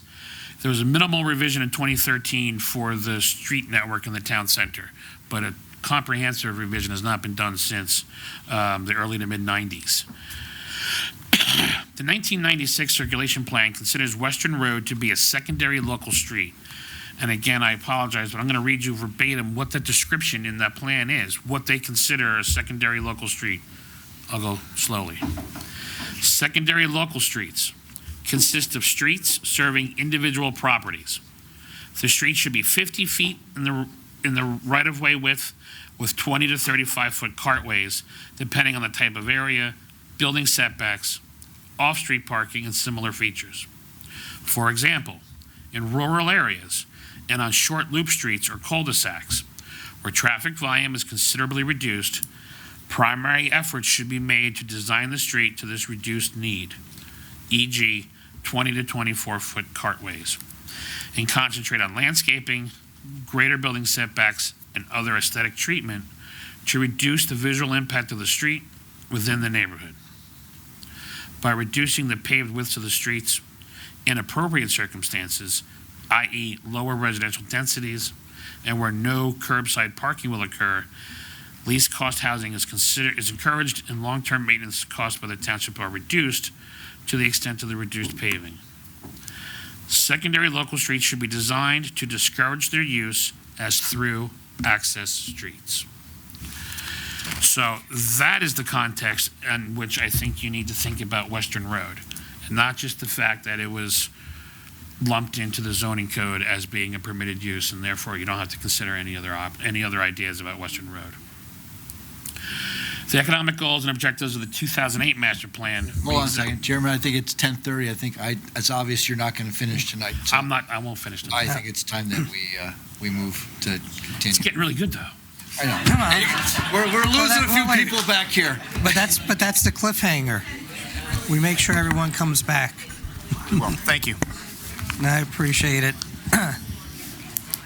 We need to talk about time of decision and continuing April 4th. Well, where's the time of decision? All right. June 1st. April 30. Okay. All right, Mr. Chairman, we're seeking a motion to continue this hearing without further notice to Thursday, April 4th, 2024, at 7 p.m. or as soon thereafter as the matter may be heard. This may not be the only application on. And the time of decision rule has been extended. The date of decision rule, the application rule is complete, has been extended to April 30th, 2024. Okay. And without further notice.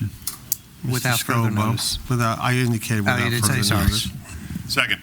Okay, we have a motion and a second. Roll call, please. Mr. Wagner. Yes. Mr. Scobo. Yes. Smith. Yes. Mr. Radowitz. Yes. Committeeman Lapani. Yes. Deputy Mayor Chicarelli. Yes. Vice Chair Peason. Yes. Mayor Sarachi. Yes.